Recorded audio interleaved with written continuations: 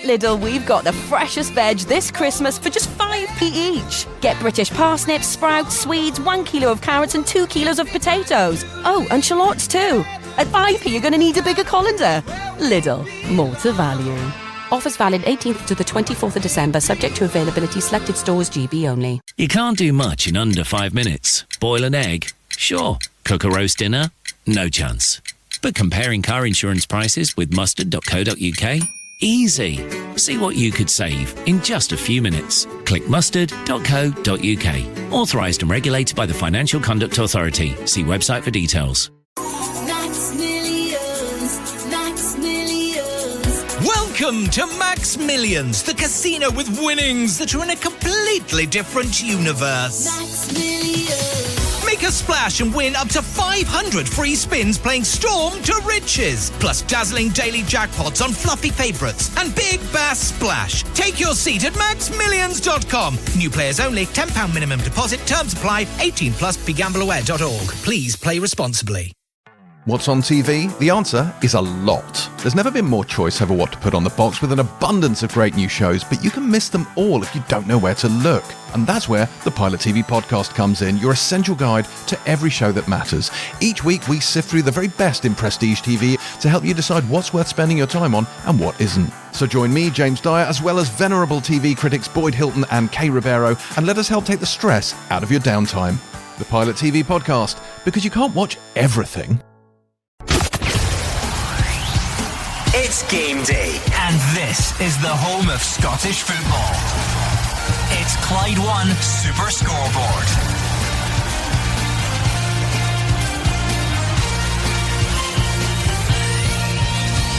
Good afternoon and welcome to Clyde One Super Scoreboard on the final Saturday fixture card before Christmas. 4 big games in the Premiership today: Kilmarnock, Falkirk, Motherwell, Dundee, St Mirren, Livy and Dundee United. Hibs, what about tomorrow? This week's been all about Wilfried Nancy. Surely a must win against Aberdeen on Sunday, and as if that's not enough, we've got first against third at Tynecastle to look forward to as well, in the company of me, Gordon Duncan, Gordon Dalziel, Kenny Miller and Hugh Keevins. Who'd be a manager? Stuart Kettlewell was at Kilmarnock last Saturday, gone today. Wilfried Nancy could be gone tomorrow unless Celtic beat Aberdeen.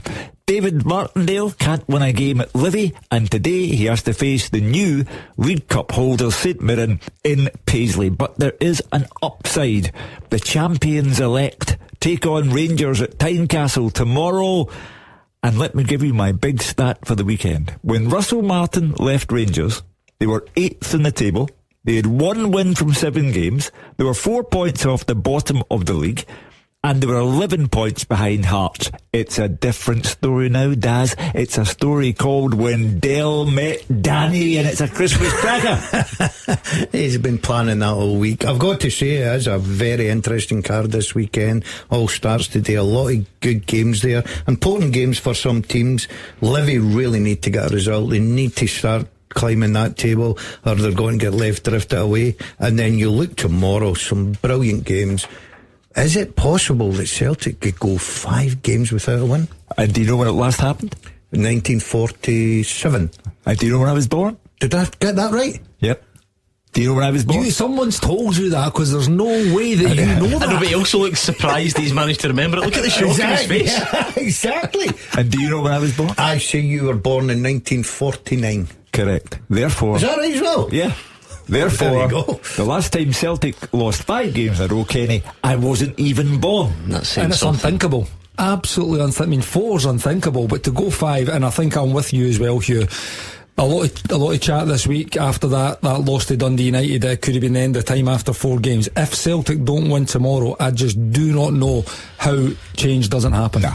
That's the Christmas spirit. Good to see us all united on the final Saturday before the big day. If you're out and about, you're doing... Does this count as last minute shopping? This wouldn't be last minute to me, but to organised people. Saturday the 20th, is this last minute? Yeah, because you just want to chill out before Christmas after that. If you're mad enough to be out and about trying to get in and out of car parks and you've got us on, we'll try our best to calm you down.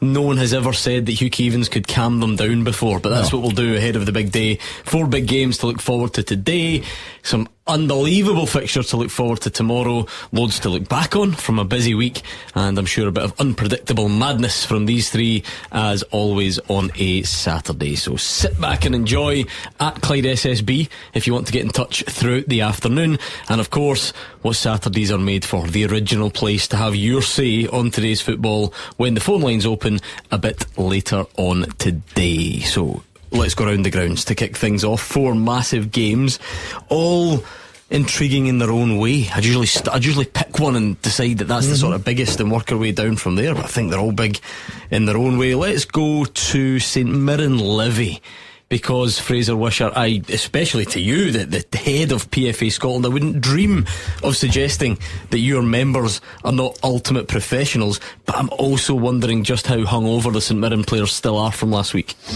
Yeah, that I think will be the key question. Gordon, all the sort of gloom and doom and around Stuart Kettlewell losing his job. You're talking Wilfred Nancy there. What a week it has been for this football club and the town of Paisley.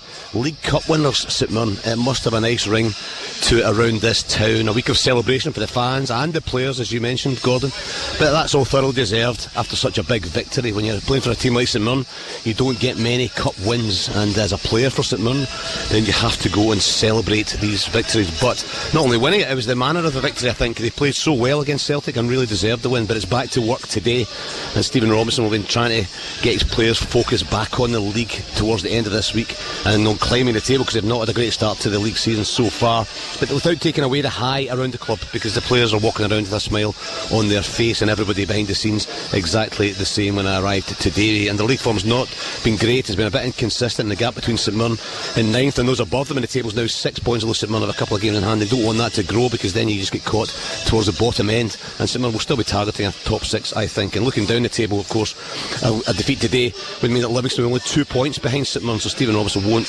want the performance to be flat, as can often happen after such a high last Sunday. They got a bit of a blow. Bacchus is out with a hamstring tendon injury, and he'll be out for about 3 months, but they do have players that can come in and fit straight into the team. But David Martindale, he knows his team are struggling to get a win, but they're still hanging on at the bottom of the table. They got a late goal against Dundee last week which got them a point, and had they lost that game they've been really isolated at the bottom of the table. And they'll be telling these players that all of the above applies to them. Get the fans frustrated, get the St Mirren players to be a flat performance as well, and try and capitalise on that. And they got a point last week, as I said, against Dundee, and to get players up front that can cause St Mirren problems, and a victory really important today, I think, for Livingston. Be a celebration today pre-kick-off, and I think St Mirren have to make sure that the fans are still celebrating after the final whistle. For St Mirren, one change from the cup final, as I said, Bacchus is out, and then comes Roland Idowu, so they go with their usual 3-5-2 formation. They have got Shamal George in goals, Marcus Fraser, Richard King and Miguel Freckleton at the back, Colin McMenamin, Killian Phillips, Alec Gogic and Roland Idowu,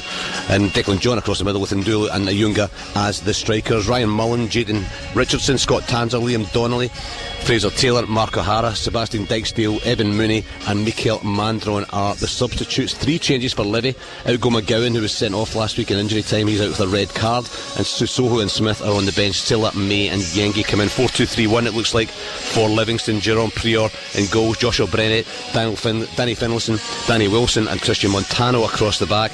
Mo Silla and Macaulay Tate in the midfield, with Stevie May, Scott Pittman and Tete Yengi behind the striker Jeremy Bokila. Their subs: Jack Hamilton, Mamadou Susoho, Robbie Muirhead, Graham Carey, Conor McLennan, Lewis Smith, Andrew Winter, Andrew Shinney and Samson Lawal. And the referee today in Paisley is Chris Graham, and the VAR is VAR specialist, experienced Andrew Dallas. Looking forward to it. St Mirren flying high after last week, back to the bread and butter of the Premiership today. I've noticed some photos on social media. David Friel is at Motherwell. There was a guy with white hair, a round belly, a red nose and a big suit walking around the pitch at Fir Park, but Gordon Dale's at his work today, so it's no him. David Friel put us out of our misery.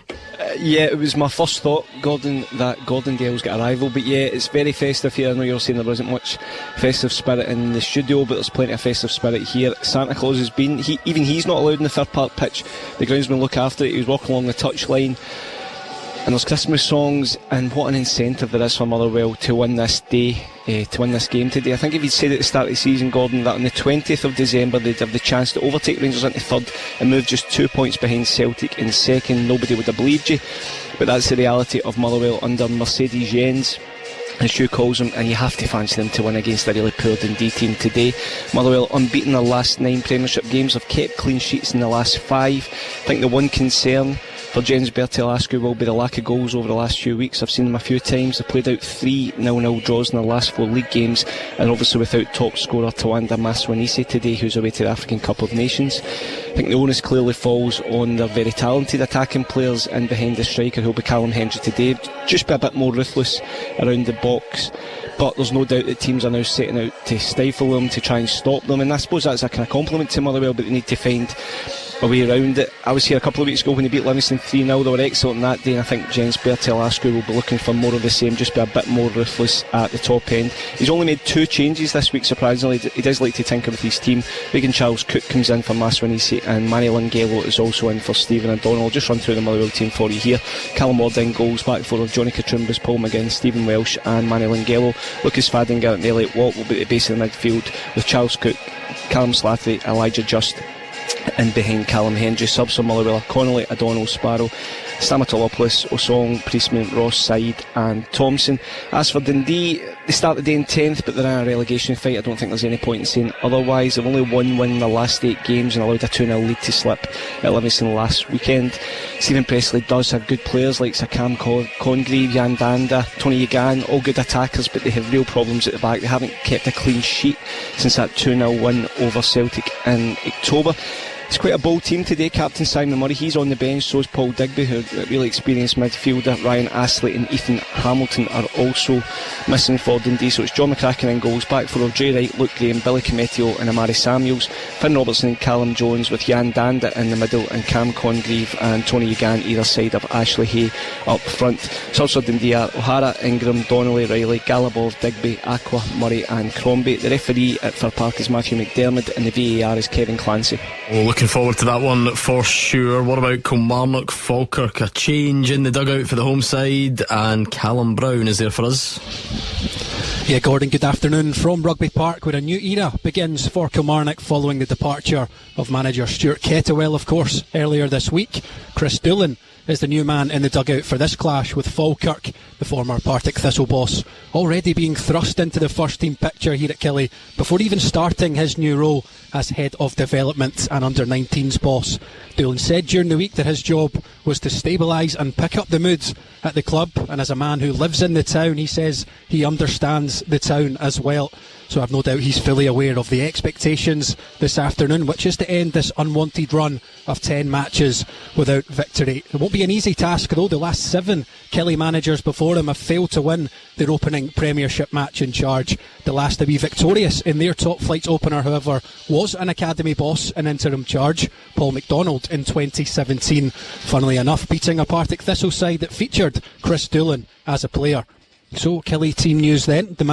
The new man, I should say, hasn't made too many alterations, just the 2 switches from last weekend's defeat at Pittodrie, but it does look like a change in shape from a back 3 to a back 4. Centre-back George Stanger drops to the bench, as does Tom Lowry, and they are replaced by Greg Kiltie and David Watson, who returns from suspension. So it's Toby Olabayemi in goal, a back 4 of James Brown, Lewis Mayo, Robbie Dees and Dominic Thompson, a midfield 3 of Watson, Lyons and Polworth, with Greg Kiltie and Tyrese John Jules either side of Bruce Anderson up front. The subs for Kilmarnock: Beach, Williams, Dackers, Stanger, Tiffany, Lowry, Thompson, Sheltie, Brown and Brannan. Well, as for the visitors, Falkirk, their life back in the top flight had been going swimmingly until recently, but now 4 without a win, albeit with a tough run of fixtures.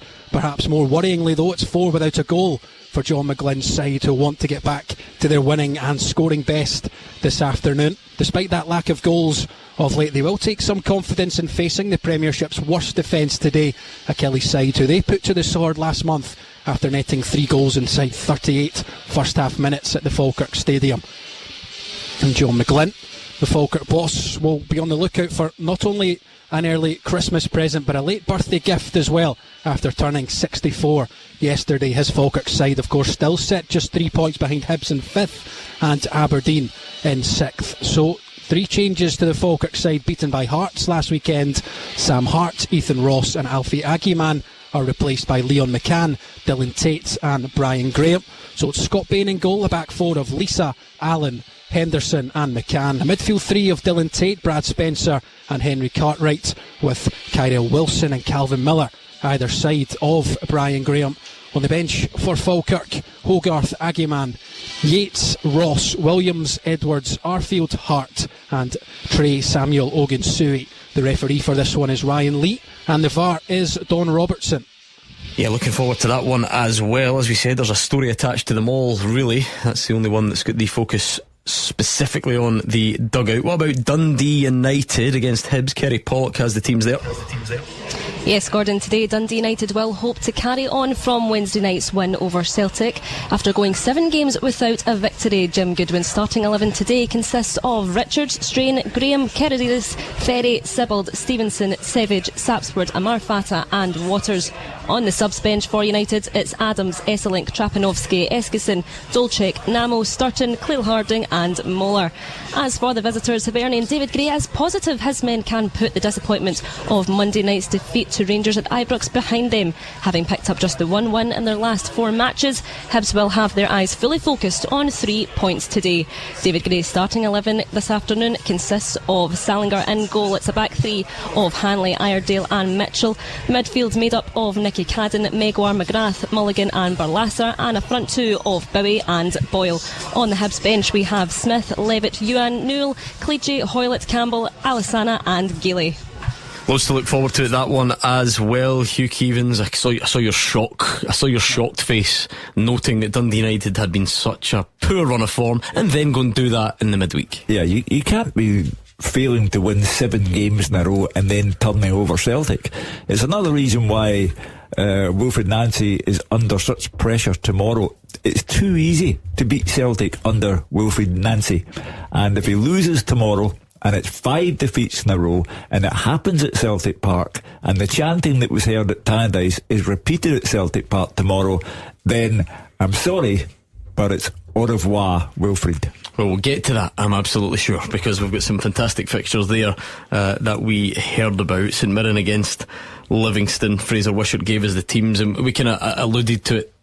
Fraser, do you think when you do win a trophy and you're one of the smaller teams, and we're joking about the physical toll of having maybe partied for a couple of days, but what do you think it is like, you know, emotionally getting back to business? And can it inspire you? Can it sometimes take a bit to get over? Can it have the opposite effect? How do you think this plays out for St Mirren? I think it's going to be a tough one for St Mirren because it's Livy they're playing, you know, so they're expected to go and win the game, expected to take charge of the ball and dictate the play. And David Martindale, I think, will set his team deep and try and frustrate St Mirren and get the fans frustrated as well. And it can just fall flat sometimes. So I think the start of the game is going to be absolutely vital. First 20-25 minutes for St Mirren, because if you don't get that start and get the high of last week's cup win into your body, into the supporters as well, then it can fall a bit flat. I've got a feeling it will be a positive thing for St Mirren. Everybody around this club, just walking around the ground to the front door, all the people behind the scenes, everybody's in such a high and everybody's smiling and the town's happy as well. And you know yourself, Gordon, you're a Motherwell supporter. When you win a trophy and you're one of the smaller clubs, it's just such a big thing. You know, the Old Firm are used to winning trophies to their supporters, but when you're in a smaller club and you win a trophy, you've got to make the most of it. So the players will celebrate, of course they will, and that'll be the key for Stephen Robinson, trying to get, maybe Wednesday, get the players back focused, get them training properly as well, get them prepared for this game. So I think they'll be fine, but the start of the game is going to be absolutely vital, and I do think St Mirren will take this high, and I think they'll go on and win the game. I know where you were coming from, but sadly as a Motherwell fan, I don't know what that feels like. I was a bit too young in 1991 and the wait has been too long. I never take issue with Fraser Wishart because he deals out the VIP passes to the PFA Scotland. It's too early to worry about that. Nah, you can insult him up till about February, I think. Right, okay. Yeah. He said it's hard to take on Livy. What's hard about it? They've played 16 games, that's 48 points. They've dropped 39 of the 48 points. What's hard about Livy? You're informed today. He's got it in for Livy though, I've noticed. He's got it in for everybody. Fraser, defend yourself. I have no friends.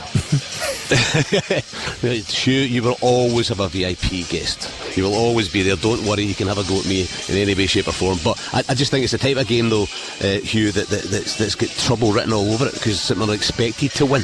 You're expected to go and dictate the play, you know, whereas if they're playing a Hearts or a Hibs or something like that, then there would be an atmosphere around as well. The away support would be here, it would be a great atmosphere, whereas Livy will bring, you know, a couple hundred max, you know, so it's just a tricky game for St Mirren. I think they'll be okay though. I think they'll go over the line. Right, let's park that for now because we've given you the team news ahead of the 4 big Premiership matches. You know the drill on a Saturday. We get to this point, we reflect, we look back, we debate the week's biggest stories, and today of all days there is absolutely no prizes whatsoever for guessing what that story is. Are you one of the 1.5 million UK customers that have used MedExpress for your healthcare journey? If not, accessing treatments for sexual health is now easier than ever. You don't need to visit your GP or pharmacy. Just complete a short online consultation to find the right treatment for you.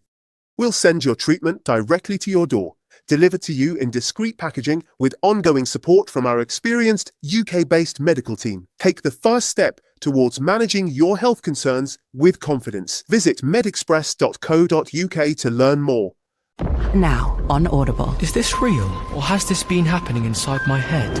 Of course it is happening inside your head, Harry.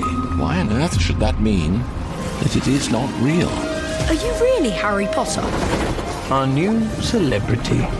Harry, you're a great wizard, you know. Harry Potter, the boy who lived. Harry Potter, like you've never heard it before.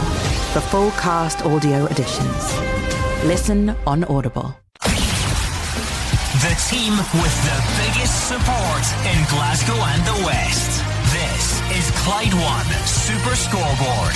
Hugh Keevins, Kenny Miller and Gordon Dalziel are in the studio. We've given you the team news from our 4 Premiership matches. They're good ones. Kelly Falkirk, Motherwell Dundee, St Mirren Livy and Dundee United Hibs. Of course, there'll be plenty of time to preview those games and tomorrow's action. But at this stage on a Saturday, we tend to cap off the week. We reflect on the week that's been and pick out maybe sometimes more than one of the biggest stories from that week. But there's only been one man at the centre of it all this week, really, Hugh Keevins, and that is the new Celtic manager. Yeah, and for obvious reasons. You cannot assume control of a club like Celtic and lose 4 games on the bounce. And 5, as Kenny Miller said earlier on, is simply unthinkable. But he was verbally abused at Tannadice, and it was not nice to witness, and we can't control what fans do, but he was verbally abused at Tannadice. If that verbal abuse is repeated at Celtic Park tomorrow in the aftermath of a defeat, he's gone. He has to be gone. Otherwise, you have to ask, why not? Because Celtic, when Martin O'Neill was there, they clawed back points on Hearts' lead at the top. Wilfred Nancy's come in. He's already dropped 6 league points. So all the good work that Martin O'Neill did has been undone by Wilfred Nancy. I maintain the players aren't having him. I maintain the players don't understand what he's doing. I maintain that when the opposition manager, be it Stephen Robinson, Derek McInnes, Jim Goodwin, when they make changes, he doesn't know how to counteract it. And he looks a drastically wrong appointment at a time when Celtic have a bang average squad, recruitment is terrible, the chairman's going after tomorrow, and Celtic are in freefall. But other than that, everything else is rosy. Kenny Miller, you actually had a bit more experience and insight than the rest of us, because you, when you were over at Atlanta, came up against Columbus Crew and Wilfred Nancy. What have you made of the week that's been? Listen, it's been a real torturous 4 games for Wilfred Nancy in charge again, and I know everybody's talking about systems and blah blah blah and this, and ultimately the results have not been good enough. I still maintain my point prior to Wilfred Nancy's first game. I looked at the Celtic squad and I thought, right, if this is how he's going to play, where does everybody fit into this? And I just didn't think it fitted. And you know what, to cut him a bit of slack, Celtic should have been 4-0 up and out of sight in the first half of that game, right? It is not his fault that Johnny Kenny missed the chances, that there was another Maeda missed chances, and again, it could have been 3 or 4, probably should have been 3 or 4, and had that been the case, then again he probably would have got his win, but he never. And in the second half, at the moment, when people get on top of the Celtic team, like St Mirren did in the second half in the cup final, and even parts of the first half, and like Dundee United did in the second half at the start for that first 15-20 minutes of the second half, Celtic struggle to kind of regain any control. So question marks have to be asked about, are the players understanding what he's wanting? Are they fully bought in to what he's trying to achieve? These are all the question marks that are going to get thrown at a manager and a staff when these results are going, particularly at the big clubs. I think he's all over the place. I really do. Kenny makes a great point, and I think we all agree that he should have been out of sight in the first half. That's not my problem with him. The formation wasn't my problem. The fact he stuck to his back three, because obviously it worked in the first half. Hugh makes a great point. The minute anybody... No, hold on. Hugh stole the point off you in the first place. Don't you worry about it. But I'm giving him it. And the minute the opposition manager makes a change, he doesn't know how to counteract it. He's all over the place. And then he ends up in the end of the game. We've seen it in the cup final. He had players playing out of position, James Forrest, middle of the park, and it happened the other night again. Is some of that, the guys are alluding to, is just certain other factors. Is some of that down to where the Celtic squad finds itself? Look, I've got loads of wingers to replace other wingers with. Okay, I said on Thursday night, Gordon, I think Celtic players have got to take responsibility as well. I think it's very easy for players to hide behind a manager who's come under severe pressure. If he gets beat tomorrow, obviously, I think everybody will think he's away by Monday. That's how close he is to get the vote of confidence. Listen, we've heard the vote of confidence before. Mm-hmm. Yeah, the minute you get that, you know you're in trouble. Any manager a bit will of detail though, saying that discussions about January windows and maybe even summer windows have already taken place. You're not having that? You still think this could all be ended with a defeat tomorrow? I don't think, even if he wins tomorrow, right, I think fans are just waiting on another bad defeat. I don't doubt that fans are, but if you are the board that appointed this guy, you really, really, really need to to save your own face, almost digging up to a point, do you not? Right, but what do you do then? Because he plays a certain system, right? And he's going to get into the transfer market in January, and he's got to spend a lot of money, which they need to do because of the situation in the summer and the stick they come in for, rightly so. They had a poor transfer window. They've got to get in January. If this guy wants his system, he's going to buy players to suit that system. What happens if he spends all that money and it doesn't work? They're in deep trouble. David Field, I'm going to bring you in because you'll be a lot closer to this in the terms of day to day and being up at Lennoxtown and speaking to the guy and being really close to the story in a different way. How would you sum up where things are at the moment? I think it's perilous for him, basically, Gordon. Celtic clearly don't want to sack him. Michael Nicholson has said that publicly. Everything I'm hearing privately is they're fully behind him, they're supportive, but they have to be seriously concerned. And so much has been made of this because it's quite a unique situation when he's only been here for 2 weeks, but I would argue that if you've been there for 2 years and you go through a run of results like this and performances like this as a Celtic manager, you would be under major pressure. I can see the argument that you need to give him time and all that sort of stuff, but I think we're already at the stage where every game that he faces over the next period is must win, and if he loses at all, you look at the next few games, what is it, Aberdeen, Livy, Motherwell, then Rangers. If he can somehow get through that, I think he could survive, but I would really, really fear for him. He just looks as if he's in the wrong movie for me. I think he's tried to change too much far too soon. I think he's been naive in that way. But Celtic have gone all in on Wilfred Nancy, Gordon, and that's what comes back to why they don't want to sack him. They paid compensation to get him. They emptied out a backroom staff and let him employ his own backroom staff. They've given Paul Tidsdale, who was really, really instrumental behind this, full faith to go and get him. So to turn round after 2 or 3 weeks will be a major embarrassment, but I just wonder if they're going to be left with any choice but to sack him. Talk to us about that though, the kind of politics of it, or the state of play at boardroom level, because that has to play a part. We've been speaking about this week. If you hold your hands up to a mistake of this size, I don't think any club really gets away with that, and the fans say, oh brilliant, well done, congratulations for coming to your senses. They say, how did you do this in the first place? Who appointed this guy? Who's going to take the fall alongside him? And that's at any club, David, never mind one where the distrust between fans and board is as bad as it is at Celtic. Yeah, exactly, but you can't ignore what's staring you in the face. I thought the timing of the vote of confidence just before the Dundee United game was really, really odd. The other night, I've never seen that in my life, just before a game that we all felt could go the other way, and obviously it did, and United won. Look, it would be an embarrassment and be red faces in the Celtic boardroom, but what do you do? I mean, how much short-term damage do you accept? I would argue that this Premiership title race is very, very important, because after next season the coefficient drops so much that you're going to have to play 2 or 3 qualifiers. I think I'm right in saying, is it still a playoff next season to get into the Champions League for the winners? So this is a huge title for Celtic, Rangers, Hearts to win, and I don't think Celtic can afford to mess about.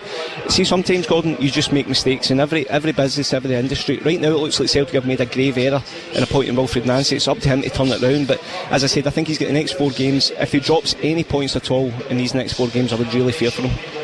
I think what has started to become quite apparent, Fraser, maybe not for everyone, because that's just the way of the cruel world sometimes, but on just a kind of human, personal level, I think a lot of people making the point that they're feeling sorry for Wilfried Nancy. You look at what he's had to endure on the touchline the other night. That's his own fans chanting for the previous manager, chanting for him to lose his job after 4 games. It feels like a lifetime ago. We banged on about tactics boards and trainers and all that nonsense. So I flick on social media this morning, he's getting videoed in McDonald's because he's out with his kids at the weekend or the other night, and people can't believe he's had the cheek to go to McDonald's. I mean, the guy's under relentless pressure. Yeah, and it's not nice to watch. I mean, I really felt for him walking down Tannadice when you've got to walk all that way to the tunnel in the corner. I think the abuse that people get in the game these days, managers, players, is often way over the top. These are human beings. These are guys who want to do their job well, and they want to be successful. They're not immune to the criticism. So I really did feel for him. And in the interview afterwards as well on the television, he just looked shell-shocked. But I'm always one that defends the managers, defends the players, thinks that clubs go too soon. Stuart Kettlewell, for example, maybe too soon. But if you're at Celtic and you lose 5 games in a row, it's difficult. It's going to be really difficult tomorrow if they lose, because either Hearts or Rangers will make ground on Celtic. Rangers could be level on points, could be ahead of them in goal difference if the result go favourably at Tynecastle and Celtic Park for Rangers as well. So all that stuff is in the mix, and of course the board, I think they're right. They have to back the manager right now because he's their appointment, and they'll be just praying tonight that they can get a victory tomorrow, and it just takes the heat off for a short period of time as well. So yeah, human aspect, really feel for him, but he's in the big league now. He's managing Celtic and he's going to have to find a way of turning it around. He doesn't miss chances. The players have got to take their responsibility as well, but you win as a team and you lose as a team as well. So everybody that's concerned with Celtic has to knuckle down tomorrow and try and get a victory. It's going to be a tough one because everybody knows that they're vulnerable. They know if they get at Celtic, even if they're a goal up, as they have been in games like Wednesday night, I think Dundee United believed if you can get at them, they're a vulnerable team at the back. They seem to be all over the place. There's gaps that you can exploit, the physicality you can exploit as well. United will try and do that tomorrow. They've got pacey players up front, and if Celtic aren't in a day game, they could face a long 90 minutes. Kenny, the thing I've been trying to dig into with the footballers or those that are still in the game or recently in the game this week is, of course the result is always king. That's the bit. People are saying, why should you sack him? Because he's lost 4 in a row. How important is what's going on behind the scenes? How important is the buy-in that he does or doesn't have from the player? Because people can speculate, but surely if you're in the club and you're about the place, you can find these things out. You can say to Callum McGregor, what's this like? It's quite an unfortunate phrase that you always hear, but are you having this guy? Can he turn it around? How important is that side of it? Because it's the bit that nosy people like us might never know. Listen, it's huge. This is simple. I mean Hugh's kind of touched on that. He's believing that maybe they're not having him. You hear a lot of things. Again, there was a lot of chat. He might leave on Thursday afternoon. That it turned out not to be true. But from a player's perspective, I think it was a lot's been said about the timing of Wilfried Nancy coming in. Could he have been in 3-4 games earlier? Probably. It looked like he could have. It looked like he was definitely appointed at that point. And then you see that it just allowed Martin O'Neill's reign to get a bit of momentum. And by all accounts, you put yourself there and forget being a footballer. Callum McGregor, Kieran Tierney, Liam Scales, Ralston, James Forrest, they would have been watching Martin O'Neill's team, lift trophies and probably idolise them. This guy's back in the building now, and they would want to go to the end of the earth from. And then an unknown comes in, and things are not going too well, and everybody's questioning tactics, formations, tactics boards. And every single word that this guy gets is getting scrutinised and analysed, and it's, again, ultimately he's doing a lot of things wrong at the moment. Players' buy-in is crucial to any manager. If you believe in someone and you run through a brick wall for them, you can get extra 5-10% out of yourself that maybe you never knew. But subconsciously it can go the other way. To go back, if you can't, and if you don't want to buy in, or you're maybe questioning certain things, don't tell me that Callum McGregor's not trying his heart out. Don't tell me that Johnny Kenny's meaning to miss chances or dies in Maeda. But subconsciously you can drop levels when there's serious questions about the direction a club's going in. To go back to the question on the board, if you elect to save your own skin at the expense of the club and the team on the park, then you are unfit for office. They know that if Wilfried Nancy loses tomorrow, the Celtic supporters have had it with him. We can speculate whether the players have already had it with him, but if Celtic lose tomorrow and you elect to do nothing about it because your first inclination is to save your own skin, you're unfit for office. I think the point I was trying to make that maybe didn't come across is I don't think the skin can be saved there, so that I'm wondering about what happens next. There might be, maybe, just maybe, there is a club that has a level of harmony where you make a mistake like this perceived and you hold your hands up, I think as David Friel says, you say like, okay, we got this wrong, and people say fine, at least they've admitted to their mistake. But the Celtic board has no goodwill already, so I don't think that. So I'm keen to find out how you think it plays out. Let's say Wilfried Nancy loses. Yeah. Are the Celtic fans going to go, oh good, well done the board, well done for that, and we trust you to go and get the next guy? I can't see it. I think Celtic are further to fall because the infrastructure has been seriously dismantled. People have gone from the club who were good for the club. People have been brought into the club who I suspect are not good for the club. And they have in Paul Tisdale a head of operations who has a track record of horror stories.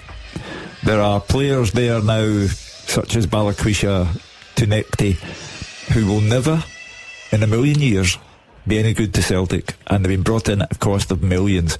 I think Celtic, unless they get rid of Paul Tisdale, unless they get rid of the manager, and unless they bring in people who actually understand the club, they have further to fall. It's just not the manager that will go. There's no chance. They'll have to sacrifice someone, and it will be Paul Tisdale, as you rightly says, Hugh, because I think everything's pointing that he brought him in. He was the one that made the appointment. He was very confident in his ability. So you can't just sack the manager. I think that obviously because of the situation there'll be more than one going. Well, we'll leave that there for now, because that's plenty of reflection that we've done already, and we've spoken about it quite a lot this week, and I'm sure there's more to come. We'll preview the match specifically tomorrow as the afternoon progresses, but for now we will go back around the grounds ahead of our 3 o'clock kickoffs when we return. Clyde One Super Scoreboard with Col Roberts. If the accident's your fault or not, he'll sort the lot. The winning team all season long. This is Clyde One Super Scoreboard.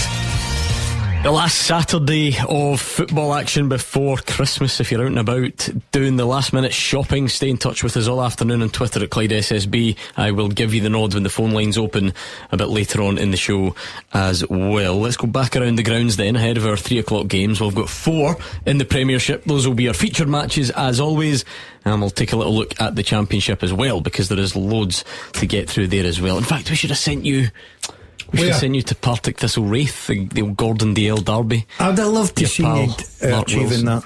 Wraith, Partick Thistle. Yeah, I'd have loved to have seen me going along there. Yeah, absolutely not a chance in the world. Someone's Gunny actually sent a message in saying you're not meant to be at Hampden for the rugby today, now that you're a rugger man. Oh, I love it. I'm honestly, rugby, best thing. I'll need to take you one day, Kenny. No thanks, Gordon. Thank you. You get sent along to the Warriors last week. Enjoy it. Oh, it was outstanding. I loved it. It was widely regarded as one of the greatest Glasgow Warriors matches you could see. They were playing Toulouse, a European superhouse. They were 21-0 down at half time. They won the match. It was regarded as one of their finest moments, one of the best nights that Scotstoun has ever seen. And I texted him after and said, amazing, what a game for you to be at. And let's just say I got a 5-letter Scottish word back with an E on the end. And that's summed up this guy. He's beyond help. Anyway, let's go back around the grounds. Football, round ball. You happy with that today? Let's keep going. We'll revisit Motherwell against Dundee. David Friel, the league table tells you that Motherwell will be quite big favourites in this. But that's a strange place, isn't it, for Motherwell to be in that fixture against a team like Dundee. And what we've noticed in recent games, Falkirk sort of started it, Dundee United have picked up on it. Teams are now really going out their way to stop Motherwell and try and combat what they do first and foremost, almost before trying to go and win the game in their own right. And you have to say, for a couple of teams it's worked. Yeah, it has. Obviously, as I said, there's been that kind of run of 0-0 draws, and I suppose it is the ultimate compliment for what James Bertolascu's managed to do. They're such a good team to watch. I've lost count of the amount of managers I've spoken to in the Premiership in the last couple of weeks, Gordon, who basically say Motherwell are by far the best footballing team in the division. He's worked wonders. It's very fluid formation. It's so easy on the eye. The only problem he's had in the last couple of weeks is just that lack of a cutting edge, and I think that's down in part to, as we're talking about, teams tweaking their systems and what they're trying to do just to almost nullify Motherwell's threat, but also maybe at the top end of the pitch, guys like Stamatopoulos, Callum Hendry just not finishing some of the chances that are created. This is another game I think will follow a similar theme today. If you look at the way Dundee have lined up, I think they're going to hit in the break, with Congreve and Ugan and Ashley Hay through the middle. I'm surprised Simon Murray's not starting. I know he has been in now, he's not had a great season for goal scoring, but I just thought a game like this would be one that he would start. But yeah, I think it'll follow a similar pattern. I think Motherwell just have to be switched on to the likes of Congreve down the right. He's a very good player on loan from Swansea, but I just think they've got too much of them, and if they can find their shooting boots, it could be anything today.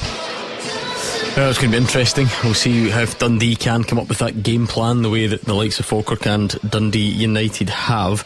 The rotation that Jens Bertolascu's been taking part in, David, it's a feather in their cap, I think, up to a point where it shows that there's the strength and depth and the performance doesn't really alter when they make those changes. But you do wonder if you can sometimes just do one too many, or it doesn't allow players to get a run of 5, 6, 7 good performances in a row.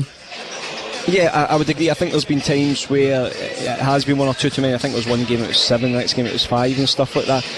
We've spoken the last couple of weeks, Gordon, about at the Motherwell games, about being surprised to see Manny Lingelo on the bench. I don't know if it was just a rest, but he's back in. I think he'll be a huge asset for them again. I think he's been one of the best left backs in the league, and that means Johnny Katrumbas can also go back over to the right. But the one good thing about guys being in and out is they should be up to speed. You think about Regan Charles Cook at that Livingston game I mentioned earlier on, he was absolutely outstanding, ran the show that day for Motherwell, then was benched I think for the next 2. So look, he's got guys that are up to speed. Callum Slattery, I know Gordon really likes him. I think he's such an influential player alongside Elijah Just. Then we've spoken all season about how good Fadinger and Elliot Watt have been at the base of the midfield. So look, he's got options. He's even got options off the bench. You look at Priestman, you look at Stamatopoulos, Sparrow, Said as well, who was a mainstay earlier in the season. So I think he's worked it well. I think at times he has gone too far, but Motherwell have got plenty of options off the bench if they need them today. Maswanisi is the joint top scorer in the league. It follows that you would miss that if he goes off to AFCON like he has. Yeah, obviously he's a good player. I think he's a guy who'll go to the top level in football, and he's been so instrumental as well because he's probably a bit different from some of the other attackers who are a bit more tricky. He's got the pace, he likes to get in behind, get shots away. So yeah, he's going to be a huge miss. But as I said, Charles Cook has come in today, and I think his last couple of weeks we've started to see him really hit form. Obviously everybody knew how good he was at Ross County, and then he goes away to Belgium, but I think it was a shrewd signing to bring him back in. Callum Slattery, he'd been out for a long time injury, he looks back up to speed as well, and I love watching Elijah Just, such a good footballer, such an intelligent footballer, and I think it's a good show of faith in Callum Hendry today to keep him in the team. He just has to repay James Bertolascu with a few more goals.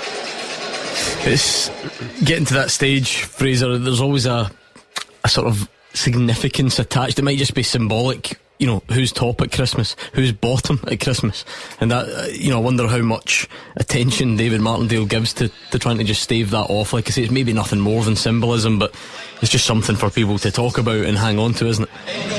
Yeah, I think it is a big thing because all the stats will start coming out about how many teams bottom at Christmas have been relegated in the last 30 years or whatever, and it is a bit of a problem for them. They've only won one game in the league this year, and that was the second game of the season on the 9th of August against Falkirk. So it's become a real habit, but they're only 3 points adrift of Kilmarnock and Dundee. But the problem comes, I think, when you're at the bottom of the table, when it goes above 3 points, it gets to 4 or 5, and that can happen in a flash, and all of a sudden, even if you win a game, you're still bottom of the table, and I think that's when it really starts to affect the confidence and the morale in the dressing room, and losing becomes a habit. We've seen that at Celtic, even the best players, their confidence is fragile, and you can sense that sometimes with Livingston. When you see them playing, they maybe do okay, but lose a goal and get a knock, and the confidence just seems to go. So I think a bit like St Mirren, I spoke earlier about how important the start of the game is for St Mirren. I think it's really important for Livingston to have a good first 20 minutes or so and get their foothold in the game. And keep a wee eye on Marvin Bartley for us. He enjoyed himself at the Clyde One Christmas night out on Thursday. It was only a couple of days ago, so hopefully he's back fighting fit for St Mirren against Livingston. Dundee United against Hibs. Kerry Pollock's watching that one. Hibs looking to try and get back to winning ways. Kerry, they'll be disappointed at the result at Ibrox on Monday. Yeah, absolutely, Gordon. That's the thing with Hibs so far this season. They can't really seem to get a real run of results going. It's been a couple of wins here, a draw, a defeat elsewhere, but they are fifth in the Premiership table, and a win here today is exactly what David Gray would want, the fans would want, and the players, because that would fire them nicely into next week's Edinburgh Derby, where they host the league leaders Hearts. And what a game that would be if both teams are to come out on top this afternoon. As for the host, though, Dundee United, they get that first win after 7 games without a victory. Jim Goodwin did admit himself, though, he says that his team weren't playing to the heights he knew they could. They deserved all the criticism that came their way, but they took advantage of a frail, vulnerable Celtic side, and it paid off. They do have that cushion of 6 points right now in the table between themselves and St Mirren, but Aberdeen and Livingston on the horizon. You just never know, because that league table is forever changing. Absolutely. And on that topic, the ever-changing league table, spoke about the significance of being bottom at Christmas, and Livy trying to avoid that. I suppose Kelly would be the other ones that would look to try and not get sucked in Chris Doolan's first game in charge, Callum. Yeah, it's been a difficult last couple of months for Kilmarnock. Obviously their last victory at the start of October, just 2 points from their last 10 matches, but they are 3 points in front of Livingston. They'll be looking to avoid that bottom spot heading into Christmas. They are though at a point off Dundee, 2 off St Mirren, so looking at those other matches today, Kilmarnock fans will maybe have their eye on St Mirren beating Livingston and them extending that gap if they were to win today, and Motherwell doing them a favour against Dundee as well. But make no mistake about it, this is probably an audition for Chris Doolan in the Kilmarnock dugout today. He's obviously given that classic interim response of only being focused on this match against Falkirk, but it'll be interesting to see if he is to win this afternoon, what that could do. But already, looking at social media and looking around me, there are plenty of positive Kilmarnock fans. Seem to be positive, as I say, a change of shape. Part of the frustration I gather with Stuart Kettlewell was a perceived negative style and set-up. He's changed, much to the reverse of Wilfred Nancy, to a back four. After negative results, trying to change into a positive. So it'll be interesting to see how Kelly play this afternoon, whether they're on the front foot or not, and obviously up against a very good Falkirk side, despite 4 without a win, 4 without a goal. That last 4 of Rangers, Motherwell, Hibs and Hearts. So probably not look too much into that. Their last victory was a 3-0 thrashing away to Dundee United, so it shows what a fantastic side Falkirk have been, and what an addition they've been to the top flight as well. And incredibly, Kenny Miller, that talk about timing, right place, right time.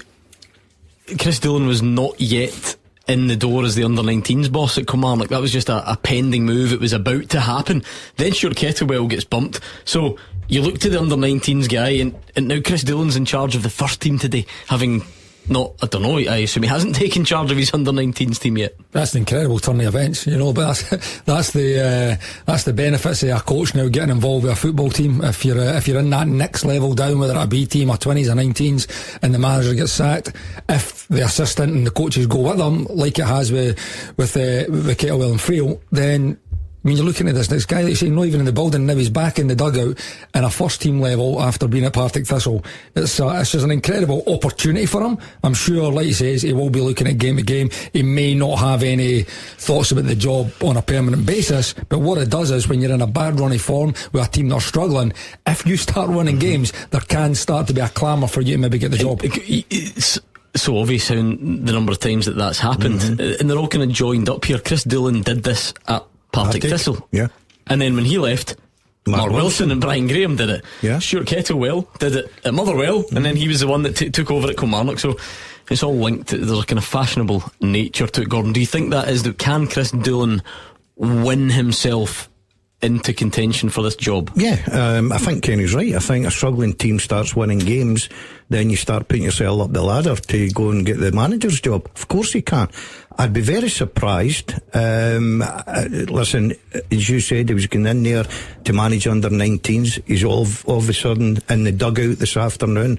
I fancy them this afternoon. Let me tell you that now. I know that Hugh doesn't, but I do. I think they'll get a result. And all of a sudden, people will be talking about Chris Doolan, but I'll be interested to see where they go with it. The scene is set, and kick-off across the country in the 3 o'clock games is coming up next. Action as it happens. And your reaction from 5 on the open line. This is Clyde One Super Scoreboard. And just like that, we're underway on a Saturday afternoon. A standing ovation for St Mirren's Cup winners as they come onto the pitch. A 3-minute applause, says Fraser Wisher. That's some show of congratulations. They deserve it. 3 goals, 3 minutes. I think you're applying more logic than it deserves. Give us your ACCA from today. Well, if there's a 12-year gap between trophies, then you're entitled to your 3 minutes of applause. For me, Kilmarnock record terrible. Falkirk away winners. For me, Mercedes Jens will beat the Robin Reliant from Dundee. St Mirren, the League Cup holders, will beat Livy. And Dundee United, who beat Celtic, will overcome Hibernian, who lost to Rangers. Go on, Kenny, I'll give you second goal because I'm usually best in this. Okay. Draw Kilmarnock Falkirk. Motherwell will win, St Mirren will win, and Hibs will win. Ooh. I'm going Kilmarnock win, I'm going Motherwell win, St Mirren Livy draw, and I'm going Hibs win.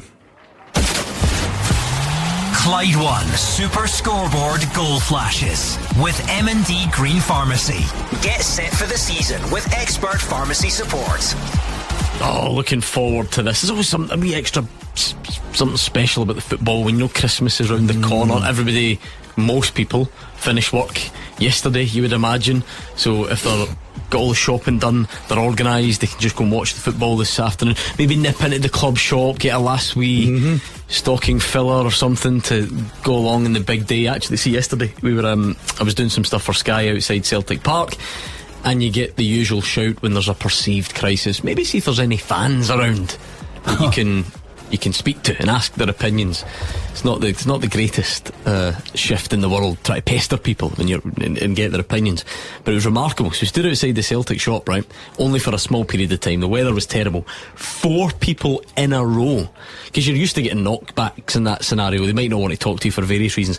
4 people in a row came out of the Celtic shop and said, "No, I'm a Rangers fan. I hope he stays. I'm just in there picking up a Christmas present." 4 in a row. It was remarkable. Rangers fans? I thought that maybe like one, you could get the odd one. Someone actually came out, rolled up their sleeve, showed a Rangers tattoo in the wrist, and said, I hope he stays. I'm just in there picking up something for my my grandkids or something. The Celtic Fans Collective have instructed the supporters not to buy the club merchandise. That's a good point. So it's just all the other fans that are in doing it. If you go to the club shop across the way from here, you'll never see anyone in it now. There was a Dutch family as well who came over to, what are you doing? What's the camera for? And we explained that, well, obviously what was going on, and there was a young son there, and he had been at the Feyenoord Celtic game, but he didn't realise it was a different manager. There had been a change in manager, so we explained all this, and they were actually, because they wanted to see some football before they went home, so they were going to Killie Falkirk today. Did you have a word? I wanted to see some football. Put a positive spin on it and say, listen, you'll love it. But you know what was really awkward, actually? This was in the morning, and then in the afternoon I went to do some Christmas shopping, and I bumped into the same Dutch family 3 times. And it kind of started to look like I was maybe following them around the city. So anyway, enough about Christmas gifts for now. I'll definitely get back to them. No goals yet to tell you about in the early stages of our 3 o'clock matches. There is nothing going on quite yet. Dundee are the ones knocking it about so far. Fir Park, that surprise you? Yeah, it does, because Motherwell usually dominate games with the style of football. Home advantage. I think that will be a difficult game this afternoon. Stephen Presley has a habit of doing this. Why do they start games without Simon Murray, who's the heartbeat of the place? Maybe it's just a tactical way they're going to play this afternoon. A lot of people are changing their game plan when they come up against Motherwell. We've seen it at Falkirk. John McGlynn certainly changed his tactics to try and stop Motherwell's fast-flowing football. Interesting that Dundee are trying to... Well, they got a 0-0. Dundee are the ones trying to keep it, though. Kenny, not, even Motherwell went to Tannadice last week and I think had 70% possession, so interested to see how Dundee, what the thought process is. I think they can play them at their own game. Well, if they've got the ball, they've not got it. That's the first thing. So it's I'm sure any team that is playing against Motherwell will want to try, once they've got the ball, make the most of it. But again, we're 5 minutes in, let's see what the percentage of the possession is come the end of the game. It's very true. No early goals to tell you about anywhere, actually, certainly in Scotland, because we've got some big fixtures down the divisions that we've not touched on yet. Gordon Dalziel, we spoke about your derby, Partick Thistle taking on Wraith Rovers. Yeah, should be a good crowd there.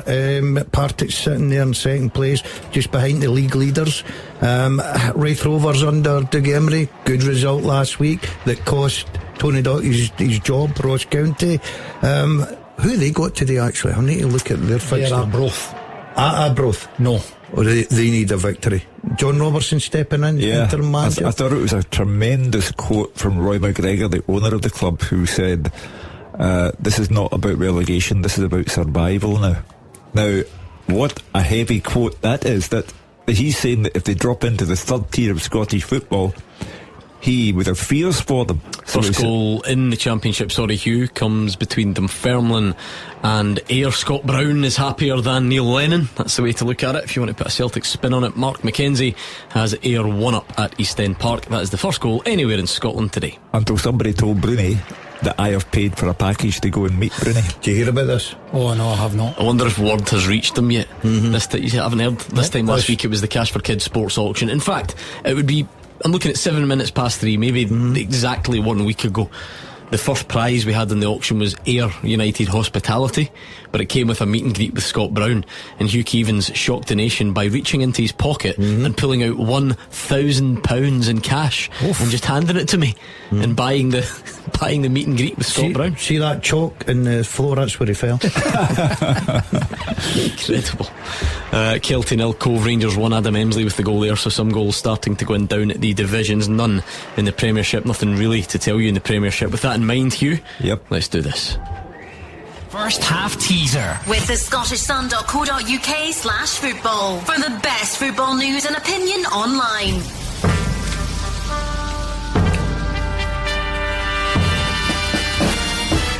Now let me give you the caveat before the question. This answer does not include last Sunday's League Cup final. Does not include last Sunday's League Cup final. Since 2011-2012, there have been 5 non-Old Firm captains who have won the League Cup. Who are they? Since season 2011-2012, there have been 5 non-Old Firm captains who have won the League Cup. Who are those men? At Clyde SSB, thinking caps on, send us 1 tweet with all the correct answers on it. Do it quicker than everybody else and you are the winner of the first half teaser. Of course, if you just want to chuck a couple of names in, a few guesses, by all means, let's do it. Let's have as many of you taking part as possible, excluding last weekend's Scottish Cup. The last 5 captains to win that were not from Celtic or Rangers. It goes back to the 2011-12 season. So get in touch at Clyde SSB and let's see what we can come up with. There's a few kind of interesting names on there actually that you might struggle with. It's a very Googleable one, but so don't do that. Come on, let's have the spirit of the game here. Let's see who's got the real knowledge. Be too easy to look up that list. First talking point for Dundee United is that Ryan Strains had to go off already with a thigh issue and be replaced by Dario Namo. What are we talking? 8 minutes on the clock. That's not good, that is it? Your game doesn't quite put the game plan out the window, but certainly forces your hand early on. Certainly does. Again, this could be the effects of a real tough night on Wednesday night. You know, again, that 3-game week, having to again have to deal with that when you're in coaching now. These 3-game weeks are apparently so tough, but obviously Ryan Strain put a lot of effort in the other night and he's maybe still. Would you hang about, Kenny, or would you just off and running? Sorry? Would you hang about, just go and get a shower and leave? Or? No, you want to stay and support the guys. Gordon, come on now. You can't go home. How no? Seriously? Your day's done. What are you going to do? Christmas home. Get a thigh strain. You need to get a mobility scooter around the shopping centre. I don't think there's any need to sit in the cold. But that's because you famously are not a team player. No, I was an individual. No, if I'm not playing, I've not scored, I'm not really interested. First chance, Kilmarnock give it away, 4v3 breakaway. Brian Graham fires straight at the goalkeeper from the edge of the box. So there we go, nothing really to tell you about in front of goal. in the Premiership. I wonder where the first goal will come. Already looking forward to it. We said a couple going in down the divisions. We'll keep an eye there as well. We mentioned some of the highlights from the Championship. Partick Thistle Wraith just as a real significance. Obviously we've got the Mark Wilson, Alex Ray interest. We're also here in Glasgow, so we've got a lot of Partick Thistle fans listening. No doubt you're in a great position in the league, so that's a really intriguing fixture, that one. Even going down to League One, what a week for the Ackies. Another points deduction, and they're at home to Alloa this time. The first goal in League 2 goes to the leaders, and it's another one of our local sides. East Kilbride 1, Annan 0. Connor Young with the goal after 10 minutes. The bizarre thing about the St Mirren Livingston game, if Livy suddenly remembered how to win a football match, they'd only be 2 points away from St Mirren. You know, winning their first trophy for 12 years last Sunday, they're bizarre to think they can be just 2 points off the bottom if they lose at home today. Do you know what I quite like in terms of, we spoke about teams trying to respond to Motherwell, so there's no chances yet, but Dundee they're going 2 for 2 at the back, because when Motherwell are trying to build out from goal kicks, Dundee are pushing everybody up and pressing really high. And I think that's quite refreshing, because Dundee wouldn't ever go to Fir Park and press that way, because you didn't need to, or other similarly sized teams. So it's actually causing other teams to maybe do things that we don't usually see. And I do think overall that leads to a bit more variety maybe in the games between the kind of similarly sized teams. No, it does. I mean, I was at the Falkirk Motherwell game a few weeks ago, and Falkirk went really, particularly in the first half, they were pretty good, and Falkirk went really, I mean, they flooded the centre of the pitch, they pressed up high to try and stop Motherwell playing. Again, Motherwell eventually, more in the second half, got into the rhythm and took real control of the game, and again you might get a similar pattern, because it is hard to keep going that way. The one thing I've thought about with Motherwell is, do they really, have they got that target that they can miss out the press, or even thinking about missing out? They're not, so they're going to take these chances and play, so you might as well go for it. Because otherwise, if you don't, sometimes you're going to end up running all the way back in to edge of your box. So for me, really, really good tactic against Motherwell. They can go direct in a way, Gordon, not in terms of like lump it up to a big man or that sort of thing, but we saw in the third goal against Livingston, it's just one ball over the top. And then somebody was in, and so it's a bit of a chess match. So it'll be interesting. They have had one chance now. Callum Hendry, Elliot Watt passes to him 25 yards, he glides past the player, but then the low shot saved. Maybe should have done better. Almost, I feel a little bit for Callum Hendry and Apostolos Stamatolopoulos, because now everybody's saying that, if they had a striker, if they had a guaranteed finisher, they would be even higher up the table. But you've got to still remember kind of where you are. There's a system there that really functional and works really well. It's still what kind of money are you going to go and splash out on this number 9 that guarantees you all these? Yeah, you don't get a lot of Motherwell strikers that continually score maybe 20 goals a season for your club. It just doesn't happen. But the way Motherwell are playing, the goals coming from the middle of the park as well, Gordon. Full-backs as well, chipping in. So that's important as a team. The style of football they're playing, they've got goals in different areas of the pitch. St Johnstone 1, Morton 0, and it's the man who by all accounts will be a Hearts player at some stage. It's Josh McPake.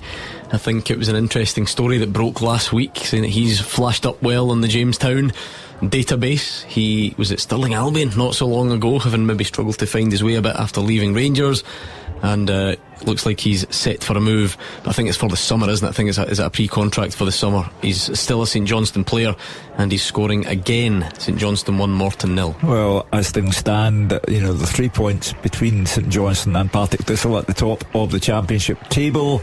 So Partick Thistle have to respond. If St Johnstone go in front, so must you. Yeah, I agree with you. I think that that's a 2-horse race for me, St Johnstone and Partick. And you're right, Hugh, if St Johnstone are winning, then Mark and Alec have got to keep tightly tucked in behind. A lot of football. January window coming up, you just wonder, will St Johnstone strengthen? Probably. Has Partick Thistle got the finances to strengthen? That's another question. But a big game for Partick today against Wraith. Especially if Hearts had the desire to go and throw a fee at Josh McPake and make it happen in January rather than wait to the summer. It would obviously take away a good player, but it would add some extra cash to St Johnstone if they felt they needed to spend it. Yeah, I think they would be more inclined to look at keeping their best players to make sure they're going to get over the line in this league. It'll not be easy. When you thought St Johnstone for the start of the season were going to run away with it, then they have a little kind of a bad spell. Partick have a good spell, they catch up. So again, I agree with Gordon. I think it's looking like those two, as much as Arbroath have kind of stuck at it and they're not too far behind, it looks like St Johnstone Partick Thistle will be going head to head all the way to the end of the season. So again, I would be more inclined to try and keep a hold of McPake. Again, he's scoring goals, he's a creative player. Knew him as a young player when he was at Rangers, and like you say, he maybe lost his way for a few seasons there, but he's definitely back on his game now. Really dangerous player, and St Johnstone will want to keep a hold of him. You get back to what happens tomorrow, Kenny, at Tynecastle. If Hearts do beat Rangers, 12 points are a gap between them. You really are thinking about Hearts for the title then, and you might want to get McPake in January just to more firepower. More firepower again. It does. That's one. And the thing is, if Hearts want Josh McPake and they want, then they'll get him, because they will pay the money, and then they'll bring him in. St Johnstone can try and fight, and they'll give it all the sound bites, and they want to keep him. Of course they do, but money talks. And if Hearts want Josh McPake to come in this transfer window, then they'll get him. Great stat from Callum Brown, who's at Rugby Park for Kilmarnock against Falkirk. There's been more head knocks than shots. There's been one shot at goal and 3 head knocks. And you sent a Dutch family down there. 16 minutes. How do you feel right now? They were going over. I tried to talk them out of it. You've ruined their Christmas. They could have stayed in Glasgow when seen Partick and Raith. Exactly. They were going of their own accord. Zach Mitchell's making his Hibs debut today. Always interesting when we get a debutant. He's dealing well with Amar Fata down the right side at the moment. Annan have equalised against East Kilbride, and it must be one of the oldest goal scorers anywhere in the Scottish game. Is that Willie Gibson? Willie Gibson, who has equalised after 16 minutes. In fact, somebody else can do the research. Will he be the oldest goal scorer in Scotland this season? How old is he? 41. Oh yeah. I mean, he's 41. You still want to play football? Is he not a manager? He was a manager at Queen of South, wasn't he? Did he not go to Annan as a manager? Is he not play a manager? No, he's not the manager of Annan. No. Are you sure? I would. Yeah, no, sorry. Player manager. Well, he's playing Peter for Murphy's sure. the manager, is he not? No, he went to Queen of the South. Sure, that's what it is. Yeah, didn't he? Yeah. Well, it just shows you there's still goals in him. Kenny still looks as if he could play. Listen, I would need a good month. I would need a month. Just a month. 45. I need a month to get fit, and I could be back at it. I just happened to bump into Kenny Miller and Mrs. Miller outside the butcher's the other day, and after a while, an elderly gentleman, I could see him looking at Kenny and thinking, and he shuffled over and he said, "Young man, is there any chance you could get the boots back on? We're desperate, we're needing you." I'm assuming he was a Rangers fan, unless he's trying to take you to the World Cup for Scotland. I'm going to assume he was a Rangers fan. So you're one of these guys that play the 5-a-sides, not Kenny? Oh yeah, go on, love it. We're playing this week. We had a right good game this week actually. 6 down we were. 6 down. But then we went 4 up. 10 goals in a row. Unbelievable. Had to just up the levels a wee bit and get the team back into it. Did you lead by example? Was that guy from Dundee United in goal? the 3 of them. Nicky Cadden's shot 20 yards. He's hit the side netting there for Hibs, so still no real clear-cut chances anywhere in the Premiership, and certainly no goals. Not having that shortage down the leagues. Kelty 1, Cove 1, equaliser there from Tamil Ware. And what else have we got? I'm always in the lookout. I don't care that it's Birmingham. I'm just looking at Tommy Doyle. Birmingham sent off, straight red, 18 minutes. You know what he's up to, don't you? Yeah. It's Christmas off. Yeah. It's Christmas off. Just like up the road, yep. Oh, that's right. He wants Christmas off. They'll be playing again in a few days, and he's thinking, feet up, a few extra pigs and blankets or whatever, and don't want that hotel on Christmas night. Did you not like the hotel? I didn't mind. I was in it. I think I had about 4 years in a row when I was down in England for Christmas night. So it's whether you get right in early and train and then go home and get your dinner, or do you just rock up about 4, get the training session done. It's your birthday 2 days before Christmas as well. We're 23rd, yeah. 23rd. 23rd. What a busy time he's got, this man. Oh, I hate the 23rd. I got married on the 23rd. Oh, so you did. That was the one that I never seen her the 7th of January. The wedding sort of ended before the first dance. Yeah. I like that story. That's one of my favourite ones. Could have sent the band home at 9 o'clock. It was brilliant. Save a bit of money. Yeah. And my best man, I'm going to his 60th tonight, John McStay. He was my best man. He ruined it all for me. You did the first dance with him yeah, because the new John. bride had left by that time. That's unbelievable. Me and Jock done the first dance. You could reminisce about it at his birthday party tonight. We will do, there's no doubt. We'll get a wee sherry and have a chat about it. You are to the man's what Wilfred Nancy is to management. I know. I just love a wedding.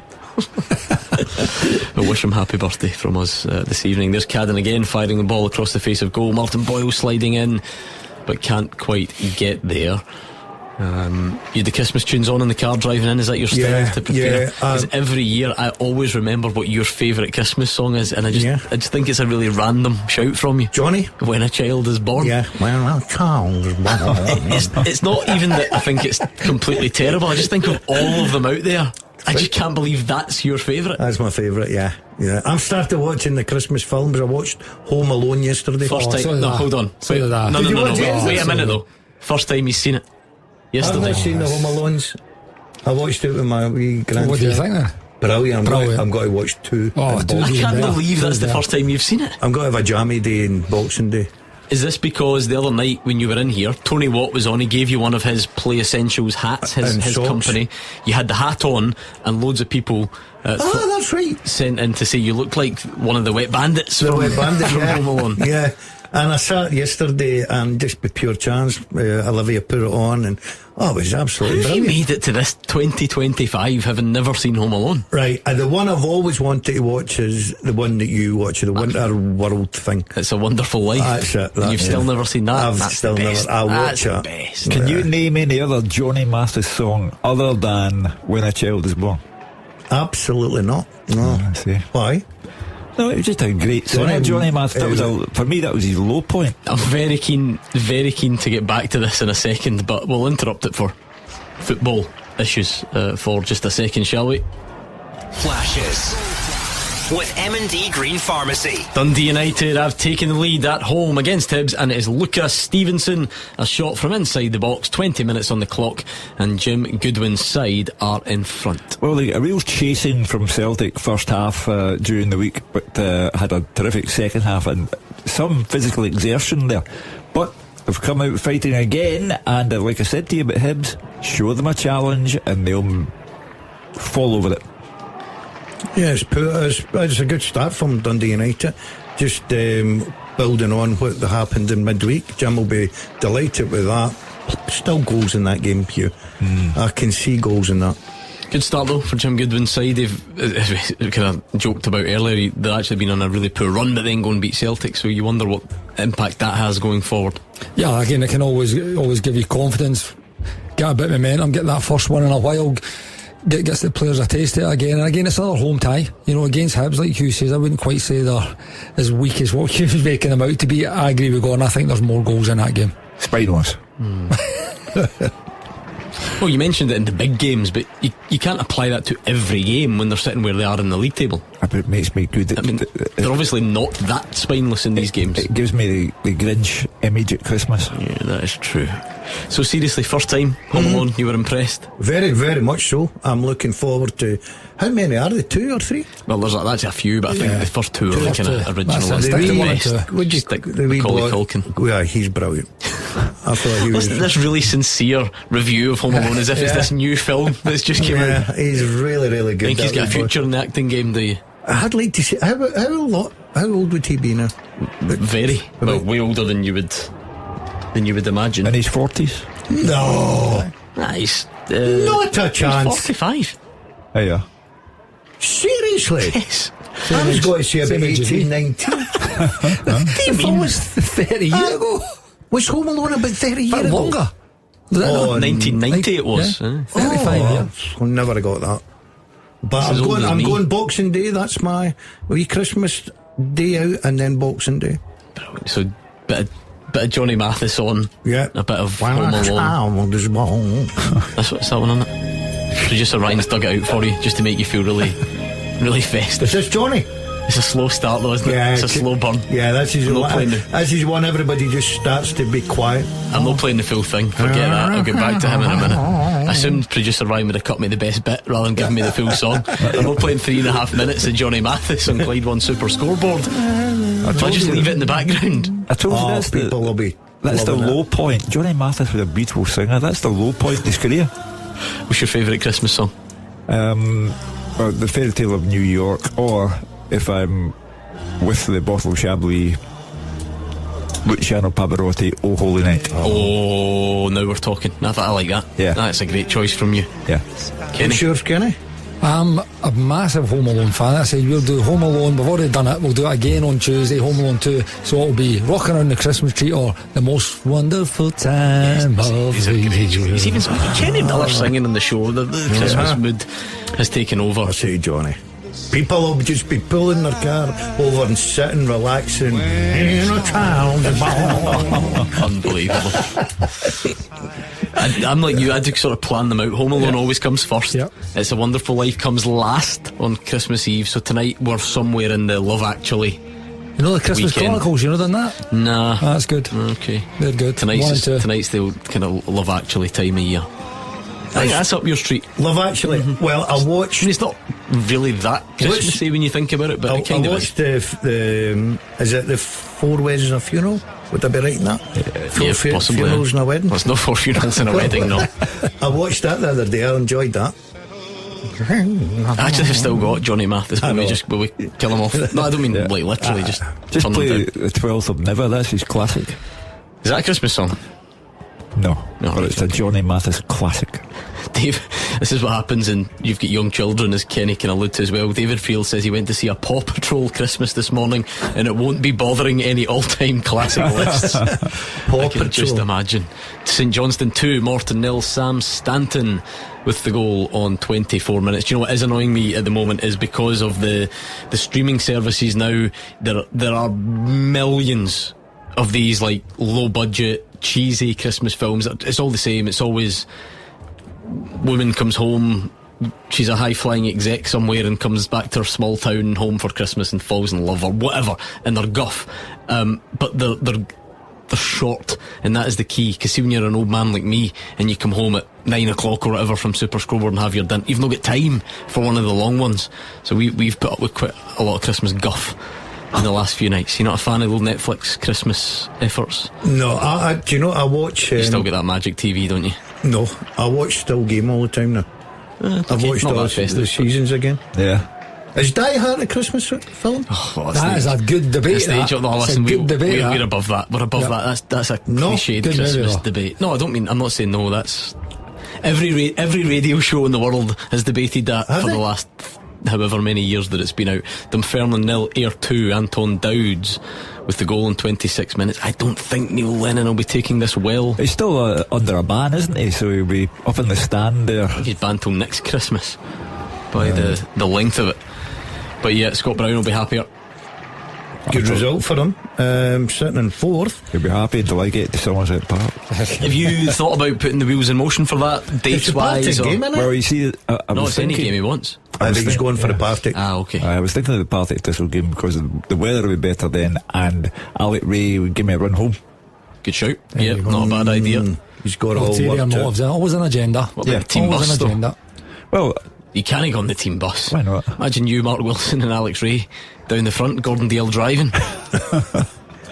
Listen, I'll give you a lift down. If this will beat Ayr, then Mark Wilson will have me on the team bus, and we go off the team bus in Maryhill, and we Alex can give me a run up the road. Got a huge update from Rugby Park. That's the 4th head knock. 4th. Yep, we're up to 4 now, so still no goals to tell you about. No goals in 3 of the matches. Lucas Stevenson is saving the day for the Premiership. He has opened the scoring for Dundee United against Hibs, but nobody else. I said a tough week for the Ackies. That's probably an understatement, but on the pitch they're still doing their bit. They've taken the lead against Alloa. Scott Robinson with the goal. They really are fighting to save their existence, the Ackies. So good work to them. Darian McKinnon in charge there. That's a good start. Certainly is. Again, it's when you look at the league table, just above the relegation kind of playoff zone. Again, they've won games of football this year, you know, so they'll stay up. I mean, they'll be fine. They'll be absolutely fine. But when you get these moments and there's a lot of things going against you, it'll be a fantastic result today if they can go and get the 3 points. Stranraer 1, Dumbarton 0. Some week Dumbarton have beat the league leaders East Kilbride last week, and then how many did Inverness put past them? 9. The challenge on the weekend, 9. 7-0 at half time.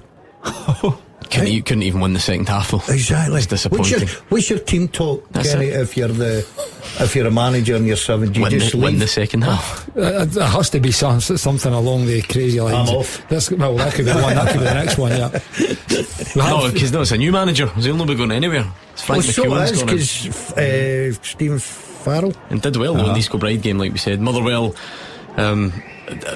been keeping an eye on Motherwell matches my whole life and never really paid attention to their possession stats, but it's changed a bit now. 64% of the ball, David Field says, but not really hitting their stride. The only opening they had was a while ago. Callum Slattery was a nice move, he burst into the box, but John McCracken eventually gathering. Now the best chance at Kelly. John Jules, how well did he take his goal at Pittodrie last week, and he ran through and dinked the goalkeeper. Oh, brilliant, absolutely brilliant. He's at the back post, deflected strike, fell to Brown, but he hits wide there as well, so still no breakthrough there. We need more goals, come on, let's get this show on the road a bit more. Lucas Stevenson has got one for United, but that is it as far as the top flight is concerned, which means, Hugh, it might not be the worst time to revisit your teaser. Can you tell me the 5 non-Old Firm captains to have won the Scottish League Cup since season 2011-2012? And the answer does not include last weekend's Scottish League Cup final. Since 2011-2012, 5 non-Old Firm captains have won the League Cup. Who are they? Lots of good answers coming in here. Lots of you are actually getting kind of either all right or close, so let's... And there's not too many wrong ones actually to try and eliminate. What's holding you back is maybe you've not got them all to complete the list, but some very good efforts out there, and I know the knowledge is good. I'm going to say it's the knowledge. I'm going to assume none of you are sad enough to go and Google the answers to the first half teaser. Where's the fun in that? Yeah, why would you do that? You would. Yeah, I like to cheat. It's well known throughout my life. Kilty 2, Cove 1, Rico Diak on loan from Partick Thistle. He scored again. He's having a good time there on loan out at Kilty. What are they doing loaning strikers out when they've got a league to win? It's just like anything, isn't it? Your player's not going to get enough game time, you go and give him game time elsewhere. See, the dream scenario would be that I go to Ayr United Partick Thistle win the league that day. I go back on the bus into the boardroom, and Alec, a teetotaler, drives me home. Takes you home about 10 o'clock. Doesn't matter to him, he doesn't drink. No, to you. Yeah. That's your bedtime, innit? I like your optimism. The Partick Thistle fans will love your optimism. Firstly, that they win the league at all. Secondly, that they're going to wrap it up in the first week in April. Yeah. That's when they play. That'll be some effort. 2026 collapse. Wheels fall off and you got to lift home. Yeah. Right, still nothing in those Premiership games. It does look like Motherwell are getting closer. Firstly, a squiggler. Remember that word that entered the John Rankin's word, the dictionary. Yeah. It was from Slattery. McCracken had to beat it away. Then Longello with the cross. Slattery, who seems to be at the heart of everything, side footing wide. Unlucky that one. So Motherwell getting closer. They were frustrated earlier on in the half, but getting closer to the opener. Kieran Bowie now with an effort just wide of target as Hibs look to respond, having fallen behind to that Lucas Stevenson goal. So hopefully these are signs of things to come. Hopefully we're getting closer. Do you remember the squiggler? Yes. Hibs against Celtic, and John Rankin was in the Hibs team. He described it as a squiggler. Got all the headlines. David Field's making an excellent point here. There is a real visual problem to reporting on Motherwell games at the moment. He says it could have been Slattery, or it could have been one of the triplets in midfield. Slattery, Fadinger and Watt. They're the same size, they move the same, they've got the same hairdo. It's really annoying. And they're all in the same area of the pitch as well. You can get away with it if one's a right back, one's a left wing. They are quite difficult to tell apart. Let's just say it was Callum Slattery and give him the credit. There's a name from the past. He won't even be old either, but Karamoko Dembele. Remember him? Remember the hype? 15-year-old playing for Celtic under-20s, then came into the first team. A big tug of war between Scotland and England, and it maybe hasn't quite played out for him yet, but he's scoring goals in the Championship. It's a good level. QPR look at that. 3 up against Leicester. Yes. Ross County 0, Arbroath 1, so it's not got any better yet for Ross County, having made the managerial change. I go back to the chilling words of the owner. It's not about relegation, it's about survival. it'll never get like the massive headlines just because of what it is and the Scottish Championship and that sort of stuff. But Ross County being relegated would be one of the biggest stories in Scottish football, or the most shocking stories, I should say. Yeah. I just contradicted myself about it being big, because there's a limit to the number of people that would pay attention, but that would be unthinkable, Kenny. Listen, just in football terms, it would be absolutely shocking. It's not about how many people would be interested in the story, but for Ross County to be, was it a few seasons back or in the top 6, to then get relegated and then go relegated again with, it's always a tough place to go in the top flight, but to be in the Championship now, and I think was that like 2 wins they've got all season, or 2 wins. I think it was Tony Dory had 2 wins out of 13 games. Now John Robertson in charge are losing again at home. Like, particularly when you're at home, this should be Ross County's kind of fortress at this level, but they're struggling to win any game of football against any level of opposition at this moment in time. We have 3 major trophies in this country. 10 years ago, Ross County won one of them. 10 years ago. And now they're trying to avoid the 3rd tier of Scottish football. When most of us tipped them to win the league. Never mind. I knew we were thinking them getting out the league, but it was up the way, not down the way. They're in real trouble if they don't get a result today. I'm going to replay the tapes though. You might have said I fancy Ross County to get out of that league. Maybe that's all you said. You could be the smartest guy in the class. I would love to take that, but obviously I fancied them to, with the budget, everything about them. I thought they had a good management structure as well. So I fancied them, but my goodness, what a bad season they're having. If they came to you tomorrow, Kenny, and said, please be our manager, what would you say? I look at that one and I still think at Ross County are it's a good proposition for a young manager. Absolutely, I think they should be doing better.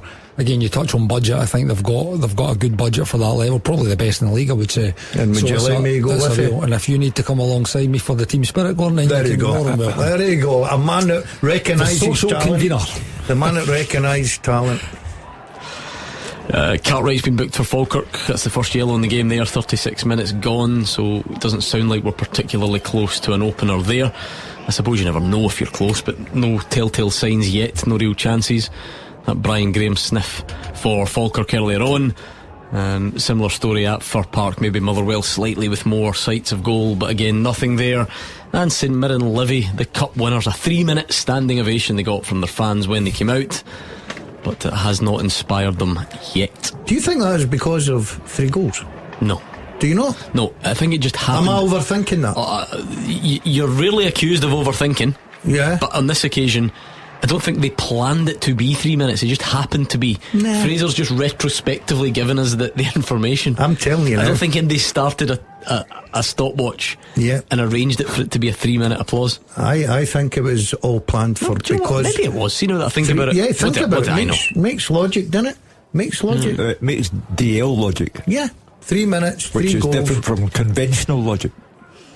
Maybe need to warm up again after. I think the time you've been in 3 minutes out there with a round of applause, you need to get warmed up again. I'll tell you how. Why do we never have a debate, Hugh, about whether Livy should or shouldn't have given them a guard of honour? It's only when the Glasgow sides are involved that becomes a debate. I never thought of that so one. Did Livy do that actually? Is this what the applause was about? Maybe Fraser can advise us. Big Marv's not the kind of guy to line up and give people a guard of honour. I think that would be just commonplace for that size of club. Someone can correct. I feel like somebody did do it to St Mirren when they won it the last time. I feel like I remember that. Anyway, you're right, no guard of honour. Marvin Bartley's told none them. at all.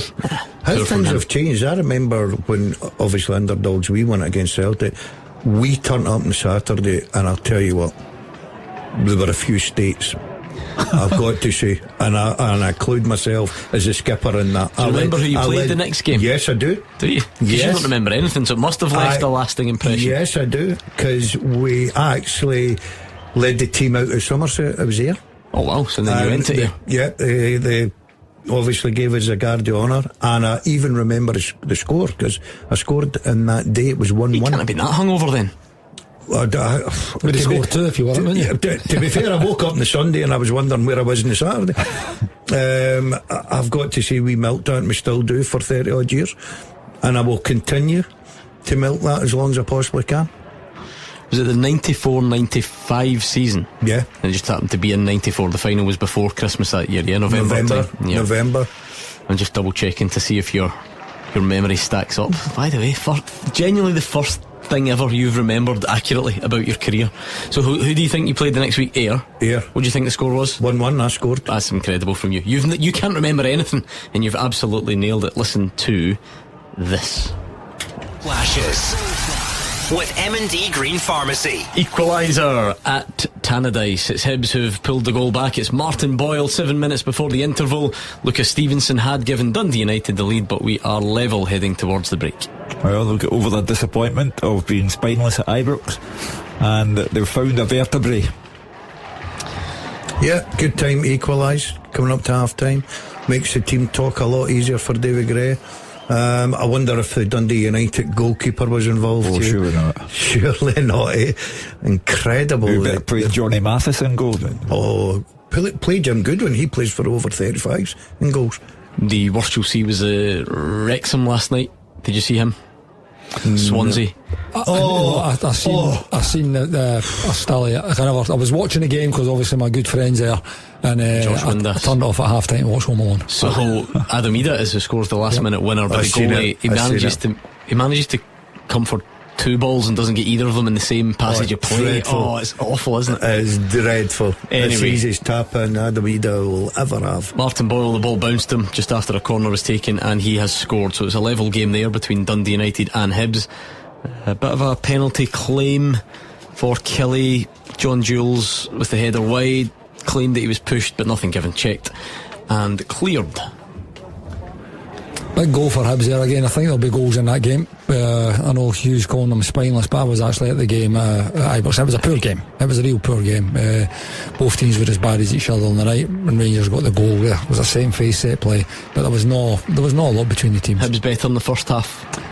You know, I just thought it was a poor. There's a few wee kind of half chances and things, but it was it was a 1-0 game. You know, a goal for that. It was a second phase set play, and then it wasn't too much excitement within it. There we go. I knew someone would correct or confirm on this occasion. Paul McNeil says Celtic gave St Mirren the Guard of Honour the last time they won the cup, so that'll be a good one. Right, let's keep that up our sleeves. Celtic. For this week when Marvin's in. Say that back in the last time St Mirren won it, Celtic were magnanimous enough to give St Mirren the Guard of Honour, and you Livy dogs refused. Shameful. That is poor, isn't it? I actually couldn't care less, but it's just going to be fun to wind Marvin up, that's all. Kelly, you're growing into that game. You can only hope that Arsenal lose tonight as well. That'll really make his day. Was he a big Arsenal fan? So he says, many teams can one guy have? Arsenal this, Hibs that, Livy. Whoever's top of the league, he'll go for turned money. up at the Euros last year pretending he was Scottish as well, didn't he? We had him on the show in Stuttgart. With the kilt. Unbelievable. No, he never. He had a kilt. He didn't have a kilt. Behave. And a white. I see you Marvin hat. Shall we do the answers? Yeah, I suppose. Why not? Let's get this one out of the way, because loads of you actually were very good at this one. Must be some impressive knowledge out there. The first half teaser with the scottishsun.co.uk/football for the best football news and opinion online.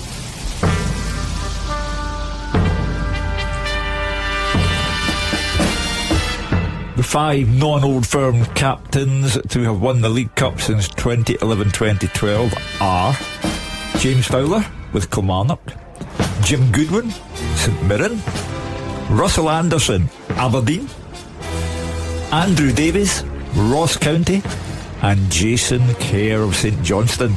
Some tricky ones in there. Andrew Davis at Ross County. I'm impressed if you managed to dig that one out. There's a few others, and well done to all of you who got it right, and loads of you did. But the podium looks like this. The 3 fastest: Lewis Hart 72 in third, Robbie in second, and Sean Grantham the winner. Big goal in League 2 in the stroke of half time, a shock one. It is Annan who look like they'll take the lead into the break against East Kilbride. They've gone 2-1 in front.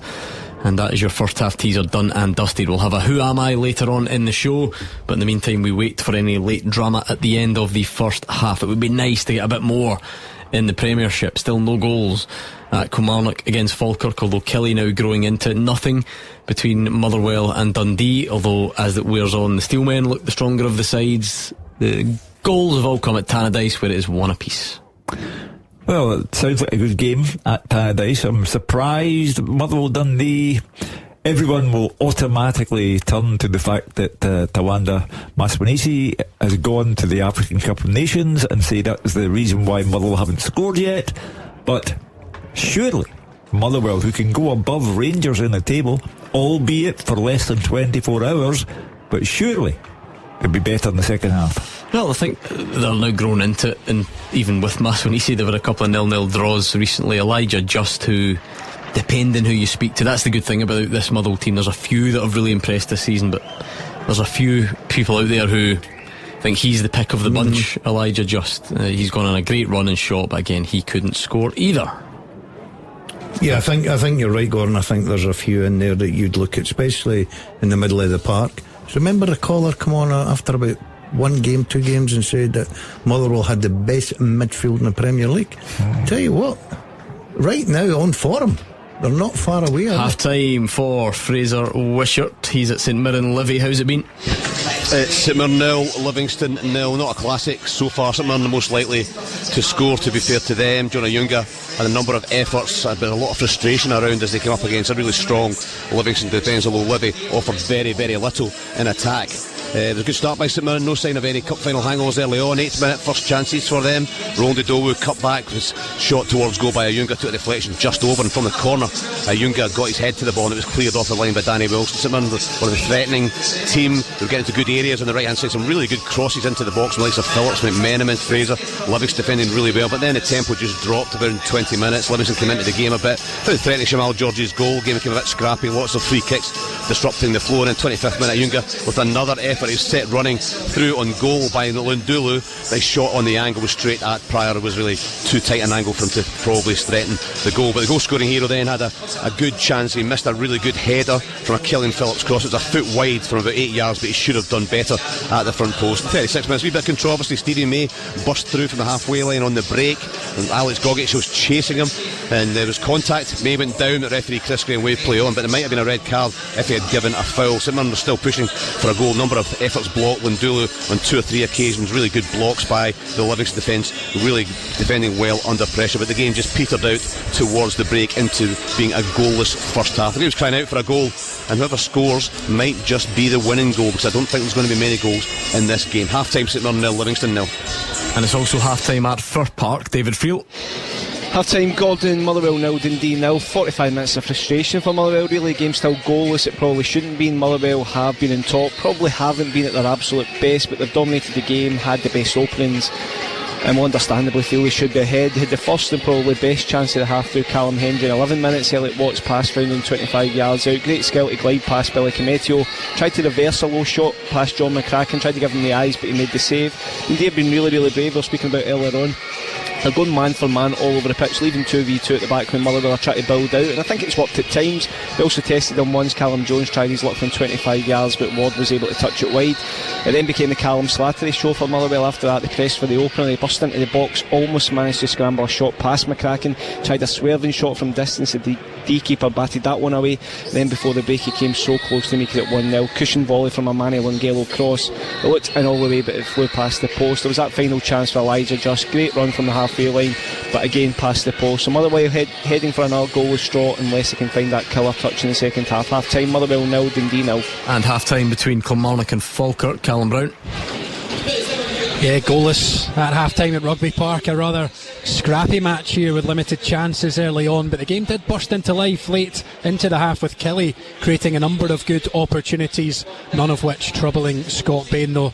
Well, 9 minutes in, so the first real opportunity as Kelly gave it away on the halfway line, a 4 versus 3 breakaway led by Brian Graham, but the experienced striker dribbling forward, driving at the Kilmarnock defence, could only find the gloves of Toby Oluwayemi.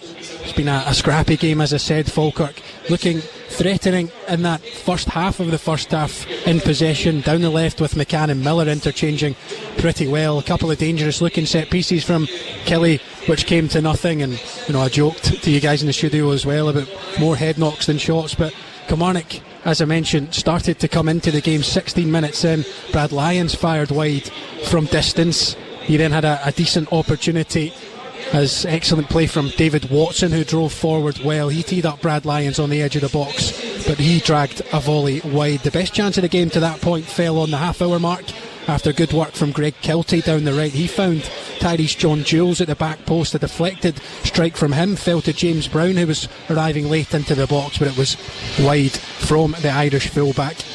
With 5 minutes from the break, David Watson again involved. His cross into the box was headed wide by Tyrese John Jules, but there were some sort of half-hearted claims for a penalty as he looked to be pushed as he made contact with the ball, but nothing was given. And then a minute later, David Watson himself arriving late into the box to meet a Greg Kelty cross. There was another good opportunity, but it fired over the bar, and then Greg Kelty himself, who was providing plenty of decent crosses, he had a cutback from Tyrese John Jules, which Kelty fired over from around the penalty spot. And then just on the stroke of half time, Falkirk threatening through Calvin Miller again down the left, but Kyrell Wilson header couldn't find the target. It's half time here at Rugby Park. It's goalless. Kilmarnock 0, Falkirk 0.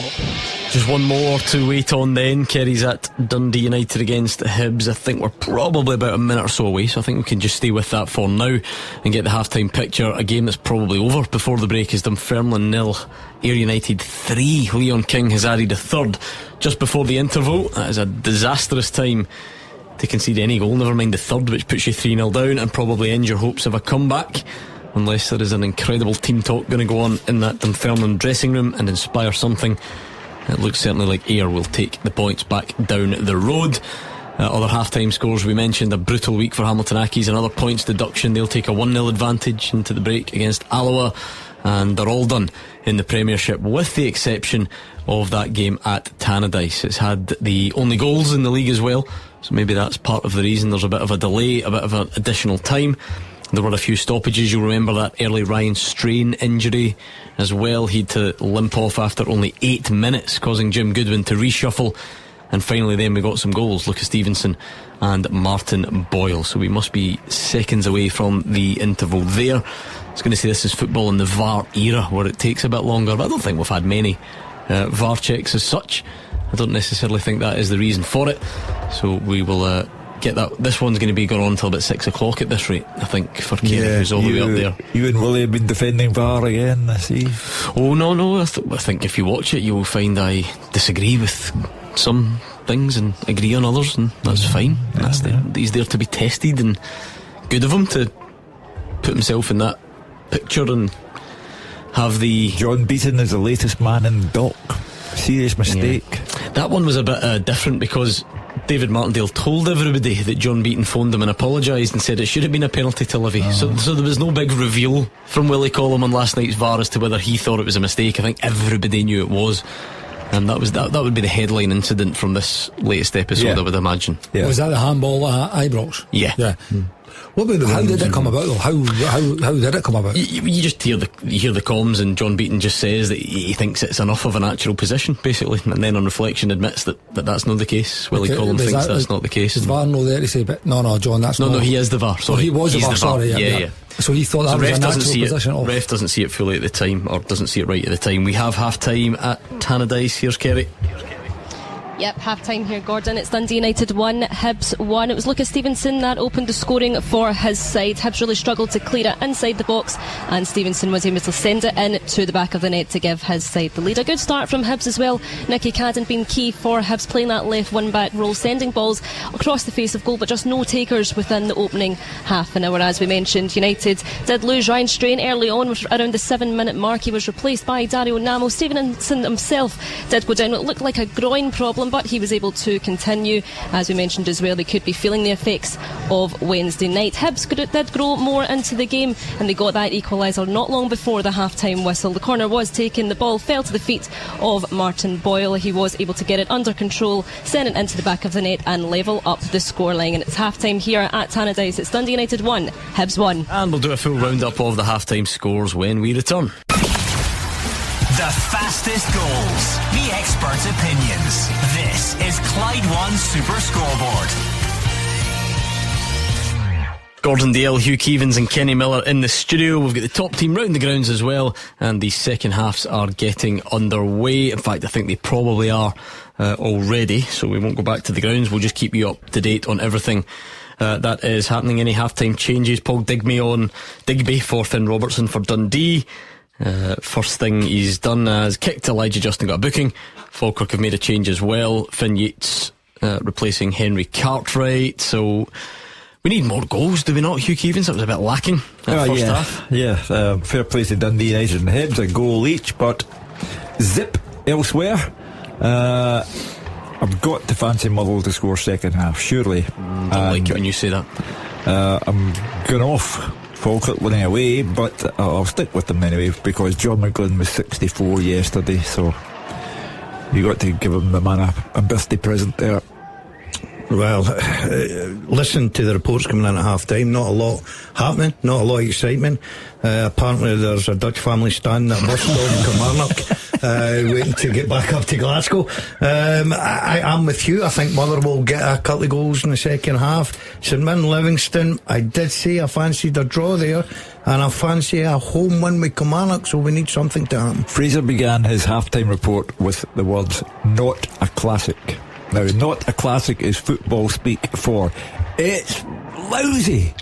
So the cup winners have got to come out second half, have a bit more about them, and do what they should be doing, which is beating the bottom club in the league. And I think, let's be honest, either team would take an ugly 1-0 right now. They're halfway. Any goals could be crucial in that game and in the Kilmarnock Falkirk game.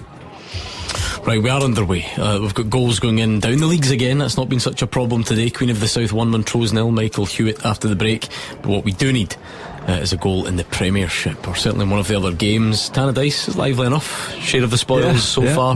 There'll be more goals there. Yeah, well, if you're looking at the fixtures, I mean, I was actually quite intrigued by the Motherwell Dundee game, because everybody's talking so highly of Motherwell when they're playing at home to Dundee. If they've got any, again, title aspirations, Gordon, then they need to be winning those types of games. But the game of the day for me would always have been Dundee United Hibs. You know, I think there's going to be goals in it. Again, in terms of the size of the clubs, that would have been a standout fixture on the card today.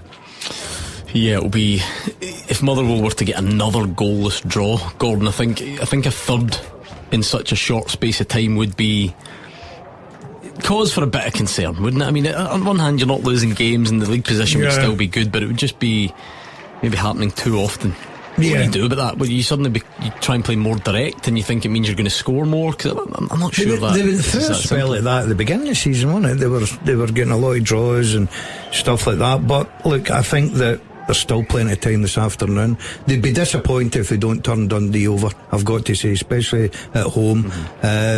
I think Motherwell will get the result, Gordon. But clean sheets, you can take a lot of positives from your clean sheets, but you need to start scoring goals at the other end. It's not really looked like conceding in those games either. But we will wait and see. We're going to give Hugh Keevins a Who Am I? Hugh Keevins is going to give us a Who Am I in the not too distant future, so we will do that. I'm just waiting patiently to see if we get any early goals in the second half. Anyone inspired by their half-time team talk and come flying out the traps? It certainly doesn't look likely. No, and that's at the moment. It's been a disappointment. Don't make me play Johnny Mathis again. Yeah, no. No, but you're 0-0 across the board. I agree with Gordon. I think Motherwell for me would be the team. If any team I'd be having a bet on, it would be Motherwell to go and score. It sounded like they were again knocking on the door in the first half with all the attacking. But they've also got a strong bench as well, and they've got guys that can come on and impact the game. So it'll be interesting. We do have a goal in the second half. Goal flashes with M&D Green Pharmacy. And it's the League Cup winners. Livingston 0, St Mirren 1, Livingston 0, and Jonah Ayunga with the goal there, picking up where he left off last week. Yeah. What a week he's had. He's the man. I'm told that they were sleepless in Paisley, of course, on Sunday night after the cup win over Celtic, and get Monday to recover. I'm told they get hammered by Stephen Robinson in training Tuesday, Wednesday, and Ayunga has come out all the better for that. They surely cannot blow it now. What do you mean? No, they're 1 up. They can't let it. 1 up with 40 minutes left. Well, playing the team bottom of the league. We've dropped 39 of the 48 points. I would fancy St Mirren to win. I'm just not sure they're in can't blow it from here territory with 40 minutes left and a 1-goal advantage. If you have any pride at all, it's not to be pride. You're the League Cup holders. You're at home. You got a 3-minute ovation. If you don't win now, then Stephen Robertson should resign. What size of crowd? What size of crowds? By the way, there's a VAR check on it for a foul by Dan Lindelof as well. So yeah. if ever we needed any reminder not to get carried away, and the ref's at the screen, so the goal's probably not going to stand. Oh dear. Okay, you calm yourself down. All of a sudden they're blowing it. Yep. Stephen Robinson's had his issues with VAR and goals getting chopped off. My goodness, it's another one. The funny thing is, it's no goal. There you go, it's 0-0. St Mirren Livingston. You certainly can't blow it now. You find new ways of your predictions going wrong. Why spoil a good thing? Why spoil a 40-year record here? Just keep going. Exactly, Hugh. Keep it going, son. That's what you married 3 Waynes for. Was it? What? Sorry? You paid for 3 weddings. I knew it was something like that. No, I paid for two girls' weddings. Yeah. Right, paid for it all. Wednesday predictions, paid for 2 weddings. Confirmation. Exactly. The foul by Lindelof before he crossed for the goal, and the goal does not count. St Mirren 0, Livingston 0. Nothing happening at Rugby Park, we're told by Callum. Not a great deal at Fir Park. David Field says that Slattery 20 yards over the bar. Does that mean the shot was from 20 yards and it went over the bar, or did he clear the bar by 20 yards? That's physically impossible. Well, thanks for clearing that up. Well, I wasn't being entirely serious. I figured it wasn't the full 20 yards over the bar. But you never know. Some of the shooting has been wayward this season. Are they shooting towards your flat as well? That's the real question. You better check your windows. I've got my windows open as well. Oh, in this weather? Yeah, always. Madness from you. I like a bit of fresh air. Oh, there's fresh air and there's this. The windows it's miserable out there. Yeah, the windows are open. Hypothermia more than fresh air. Fair enough. If ever there was a flat that probably needed a bit of air in, thank you. Yours. Especially at the weekend. Just but after this afternoon's chat, for sure. Especially once you've been on the Brussels sprouts this Christmas. No, I've never had Brussels sprouts for my Christmas dinner. Not a fan, no? No, not really. Nah, me neither, I must admit. No. That's one step too far for me. Yeah. What's your preferred starter? That takes me back to where you're that you have to eat your Brussels sprouts before you leave the table. Now you can just choose to leave them. And now you know what, we have them every Sunday dinner now. Mrs. kind of puts a wee bit of pancetta in, a wee bit of chilli. They're nice. Wow. I saw this guy ordering his Christmas dinner. It was a late order as well. The butcher's the other day. Late order when I saw him. I wanted a chicken tikka masala for my Christmas dinner. No. Yeah. Sacrilege, you can't be having that. No. Seriously, you're not a fan of Christmas dinner? You get fed up with it, don't you? No, what, once a year? Yeah. Not really. I bet when you've had as many years that's true. Yeah, exactly. You've seen a few turkeys in your day, haven't you? Some of them in here. Oh, brilliant. I suppose we should know that about you. You don't like chocolate. Anything that's popular, you don't like. So we can add Christmas dinner to that list. Well, I mean, they just leave the old guy in the corner with his chicken tikka masala, and the rest of you get on your Christmas. And a wee Malbec. Yeah. Perfect. Perfectly happy. Put on The Quiet Man. Watch that. Is that John Wayne? Yeah. Would you order it in, or would this be a microwavable chicken tikka masala, homemade delivery? Probably. So that's what you're pushing for this year, seriously? Just humour the old guy in the corner. Just do that tonight. Just do that on a Saturday night. You can do that anytime. But if I say it often enough, I might get somebody to send me one. Come off it. Luckily we've got a goal, because the thought of you with a microwavable chicken tikka masala on Christmas Day is sending me over the edge. Goal flashes with M&D Green Pharmacy. Brian Graham has scored for Falkirk. Here is Kilmarnock 0, Falkirk 1. Not as old as Willie Gibson that we mentioned earlier, but he is in quiz question territory now. Brian, 38 years old and scoring goals in the top flight, and what could be a big one. Finn Yates, the sub, he was involved, crossed into the box. You could say it could have been dealt with a bit better. Wilson with the initial shot, and it then falls to Brian Graham, who taps home from 6 yards. I now have the Hugh Am I? Oh, let's reflect on the goal first. I mean, the quiz is interesting. A big goal for Falkirk. Kilmarnock are really, really struggling, aren't they? They need to get a manager in place quickly. But still a bit of football to go there. Falkirk just sitting in that 7th place. We'd put them level with Aberdeen in points just now. So that could be a big goal. Brian Graham still doing it, still knocking them in. So a great start to the second half for John McLean and Falkirk. Yeah, I think they need a win as well, because there was we're getting a lot of plaudits for their first, maybe like their opening 10-12 games, but it's went a little bit kind of quiet over the last few weeks. Again, it's probably something Miller, no scoring too many goals. Again, just fell down that table a little bit, but again, this gets them back in touch, looking upwards rather than downwards. Yeah, Falkirk in the lead at Kilmarnock. Let's do it, Hugh. The second half teaser with the scottishsun.co.uk/football for the best football news and opinion online.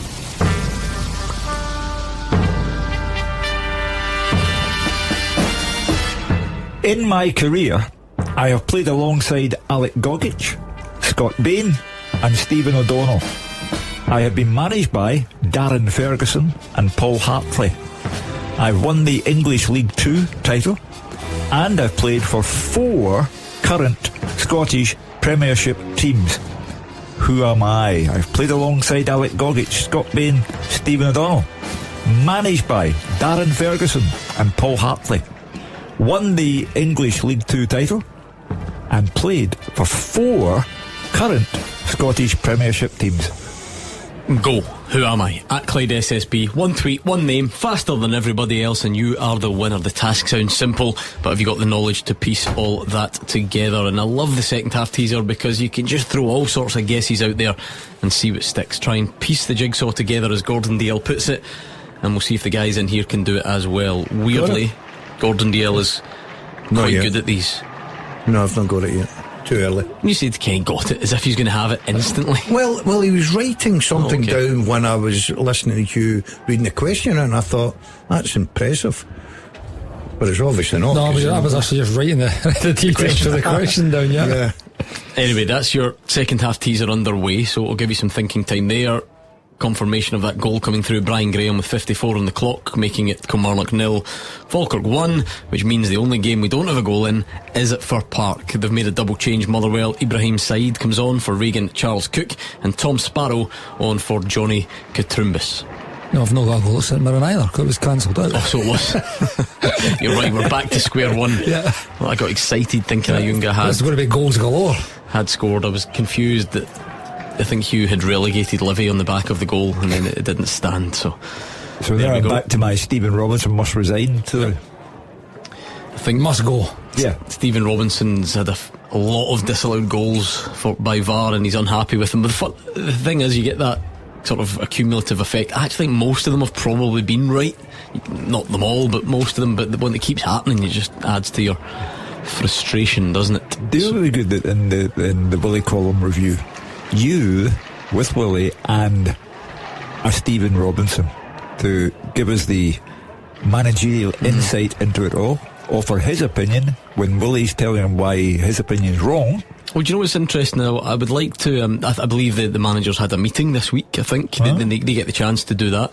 First of all, I'd like to think they all attend, because my goodness, they've got enough to say for themselves. So you'd like to think they all attend, and then once they're there, I would like to think that they put their opinions forward and don't just sit quiet and not add to it, given that they've got so much to say when a microphone goes on at 5 o'clock on a Saturday. Who's got the biggest mouth in the Premiership?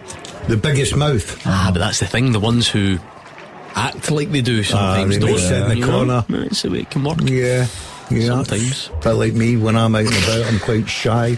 And I didn't even come to the Christmas night out the other night. No, and I'll tell you what, I'm not sorry for it. People were astonished. When I arrived without you, they could not believe it.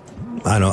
I just wasn't feeling really that great. Oh, right, okay. I'd been at the doctor's in the afternoon. I had a bad sort of a day. I was struggling a little bit. Sounds made up. Yeah, no, it's true. You were at the doctor's. Yeah, I was going to say for what, but Dr. better Reid, not. thank you very much. Dr. Reid looked after me, and then I didn't feel particularly well. And you seen what happened to me Thursday night? Donut written all over me. That's right. He lost, beat the pundit, got a 0. I forgot the donut. Oh, so you're now blaming ill health for that? Yeah, a little bit. And then I was straight home. I had my stuff in the car. Straight home, into my bed. That was poor from you, that donut on Thursday night. I went too quick. Because you've been bragging recently about how your form's good, and I was poor, yeah, but I'm quite happy to. What was your one critical error again? Stephen O'Donnell. I shouted. You did. And then I realised you weren't reading the question fast enough for me. Which current championship I team shouted Kilmarnock, the party. did he start his career at? And you said Kilmarnock. Well, I knew it was Partick because I travelled with him last week, and that's what he spoke about, was he started his career at Partick. Speaking of Partick Thistle, still goalless at the moment. Not a great deal happening in that one. It's the only game in the championship without a goal, incidentally. Partick 0, Wraith 0. All have goals, but two teams certainly look like they're home and hosed. They're United 3-0 up at Dunfermline, and St Johnstone 3-0 up at home to Morton. Why were you travelling with Stephen O'Donnell? He came in here. We came in here. Did the show. But why were they travelling together? Both from the ML1 area. He lives literally 5-minute walk from me. Who was the driver? Who do you think? Did you sit in the back? I was the boss. And I'll tell you what, fair play to him, right? See him arrived at his house, and you come, made me a coffee for the journey. There you go. And it was a wee coffee machine. I think he was just trying to show off his coffee machine. What, in a portable cup is like as well? Oh, that is a touch of class. That is. You're very, very nice of him. Very respected. Yeah, I like that. Well, he can think about his coffee. He's on the bench today, he's sitting on isn't the he? bench and he's not on yet. Bruce Anderson's gone into the book at Rugby Park. Zach Sapsford's had an effort just over the bar as Dundee United look to retake the lead after being pegged back by Martin Boyle. Ibrahim Said to Callum Hendry, nice touch, he drags it wide. So again, it's not like Motherwell are creating nothing. It's not like they can't get into areas, just maybe need that breakthrough, and usually a matter of time before Callum Hendry makes way for Stamatolopoulos, or vice versa, depending on who starts the game. Remind us of that teaser, Hugh. Yeah. In my career, I played alongside Alec Gogic, Scott Bain and Gordon Dalziel's driver. I have been managed by Darren Ferguson and Paul Hartley. I've won the English League 2 title, and I've played for 4 current Scottish Premiership teams. Who am I? George Kirkland thinks it might be Danny Swanson. Think again. Okay. Craig Meikle would like to suggest Stephen Dobie. Not there. What about another one who was in here the other night? Jamie Dock thinks it could be Tony Watt. I know he's played, but I got that wrong and beat the pundit last night. I'd guessed it. He's played with 5 Premiership teams, hasn't he? You want to see a bit of magic working, mate? Go for it. Well, he's got the magic pen out. You think you've got the answer? He's writing it down. A nation holds its breath. Is he right, Hugh Keevins? Full of baloney, it's wrong. Let's see who you've gone, because I can read that out now to the listeners to help them. Greg Stewart. I can see you're thinking. I can see it, but it's wrong. Oh, that was my big one. Mandron's getting ready to come on for St Mirren. There's probably no standout between those three. So Ayunga and Lindeloo, they led the line in the cup final, but Mandron, it's any 2 from 3 with them. It feels like I think something. Lindeloo's a bit different. You know, I think when you put Mandron and Ayunga up against each other, similar type of profile and things. But Lindeloo, I mean, I thought he was. But that first half, the first 20 minutes, terrorised Celtic. He missed a sitter, didn't he? He did. He missed him. It was a right good chat. And then that was to go 2-0 up. So I mean, you're talking about Celtic being okay in the first half. I mean, I thought some men were excellent, and Lindeloo was excellent within it. So yeah, he's a little bit different. Big chance, Motherwell. Lucas Fadinger, 8 yards and over the bar after good work from Ibrahim Said. It feels like it's coming at Motherwell, you know. Or it's one of those days. But they've had a few of those days for the last few weeks, so I'm still confident that Motherwell can get the goal. Sorry, Hugh, were you about to say something for it interrupted? No, I was going to seek Kenny's professional insight and say, you talk about people terrorising Celtic. Who have Aberdeen got to terrorise them? Oh, there you go. Aberdeen's one of the teams I've not seen too much of since I've came back. Certainly going to be. It's different. They're picked up though as a team in the last month or so, and they have good players, but they don't have maybe that. If you're talking about that profile of handful, maybe not that. You know, in terms of the kind of physicality. Kevin Nisbet's one that's obviously come back into the team. It depends what route they go down. The team from last week, I mean, Jesper Karlsson, that's more about his sort of craft and skill. Al-Shish again, kind of similar. Have they got a bit of height in their team, set plays? Because that's what it's been a real problem for Celtic, hasn't it? Yeah. Lund's had a bit of like powerful running down the sides and getting in behind Scales, and again a bit of ability as well when he's on the ball. I thought he was a handful in the game. Marcus Fraser's not exactly a giant, but he get the better of him. He's bigger than Rio Hitata. He's no small either. That, cause I know a lot was made. You wouldn't forgive the defending anyway, so I'm not saying that, but there was a mismatch, a major, because you've got St Mirren's 2 centre backs. So if in theory if you match up with Celtic's 2 centre backs at that, who gets Lundaloo, Ayunga, Killian Phillips as well? They 3 are massive. On another Alex Gogic. So there were mismatches all over the place height wise. David Field thinks like you that a goal is coming. That's for Park, but you never know. Hendry header point blank, but it's straight at John McCracken. Missed another good header against Livingston last time out. Double change for Livy. Winter and Shinnie come on. Bakila and May go off. Good game between Kelty and Cove if you're into that sort of thing. A 4-goal thriller so far. Michael Doyle equalises for Cove to make it 2-0. Maybe a shot in the arm for Mark Wilson and Alex Ray. And Partick Thistle fans, Josh Mullen of Wraith has been sent off for a second booking with 66 on the clock, and that means it's man advantage to Partick Thistle, but still level. They really need a goal, Thistle. I mean, as things stand, they're 5 points behind St Johnstone, and they've played the same number of games, so they need a goal, need a win. Well, when you've got a man advantage and you're at home, just sitting second in the league, looking to go for a league title, these are the games you need to go. You need to go and win. This went in. I mean, it was a tough game against Wraith, who came off the back of an incredible result last week. But when you've got that man advantage at home, you've got to really make that. You've got to make that work for you. Is this the start of something remarkable? Dunfermline 1, Ayr 3, Kieran and Gwenya 63 minutes. They've got a goal on the board. Is it going to be enough to spark some sort of memorable comeback? We will find out. Stenhousemuir 1, Inverness 0, Ollie White. That could be a big goal in League 2. Spartans have taken the lead against Elgin. Big because East Kilbride are losing, so that would be a real boost to Spartans' hopes of winning that division. They've taken a little dip, East Kilbride. They lost to Dumbarton, what was it, 2-0 last week, and they're behind today, so taking a little bit of a dip. Fancied them for that league strongly. Alright, no more goals to tell you about yet. Don't forget you can stay in touch all afternoon on Twitter. Of course, we're going to get the answers to the teaser over there as well. And then in about half an hour's time, the highlight of the Saturday. Over to you on the phone lines to see what you're thinking about what you've just witnessed today. Always love that, just coming out the game and you call us. That's the beauty of it. You know where to go when you want to hear your opinions.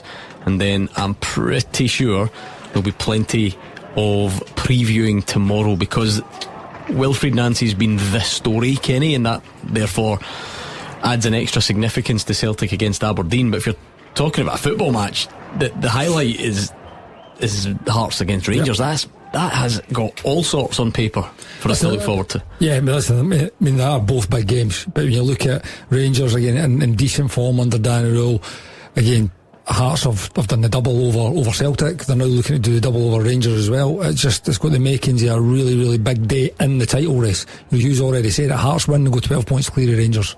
You know what goes on in the Celtic Aberdeen game, again, that'll play into it, but it's a big result for Hearts if they can get the win. Likewise, if Rangers win and they go level on points with Celtic, they close the gap on Hearts, then we might have a 3-way title race. Well, the other great thing, Kenny, when Celtic kick off against Aberdeen, Hearts and Rangers are still playing, and the Celtic fans are waiting. Who knows, it might be in the balance, it might be that Hearts have got the advantage or Rangers, and it all plays into the Celtic Aberdeen game. It's the psychology of the game. When you play the earlier, you play later, you play the day before or after. That's the psychology when you're in that. I mean, it's normally the old firm tookies, but you're throwing Hearts into the mix as well. Another good goal. Oh, it is on. Dunfermline 2, Ayr 3, Kieran and Gwenya, quick-fire double, 3-0 down at the break, Dunfermline, and with 25 minutes or so to go, they're only one goal behind. Oh, what a shock for Bruni. That would be a calamitous collapse. I would sack any manager that was 3-0 up at half time and lost. You did it. Exactly. Inverness, Kenny, 3-0 up. Great team talk, Scottish Cup. I was thinking, I wonder who will get in the next round. I hope it's one of the big guns. We were out. Was it 4-3? 4-3. Oh, you not told Gordon Dalziel what happened when you came up against Wilfried Nancy over in America? My goodness. So we were 5-0 down. Down after 38 minutes at home.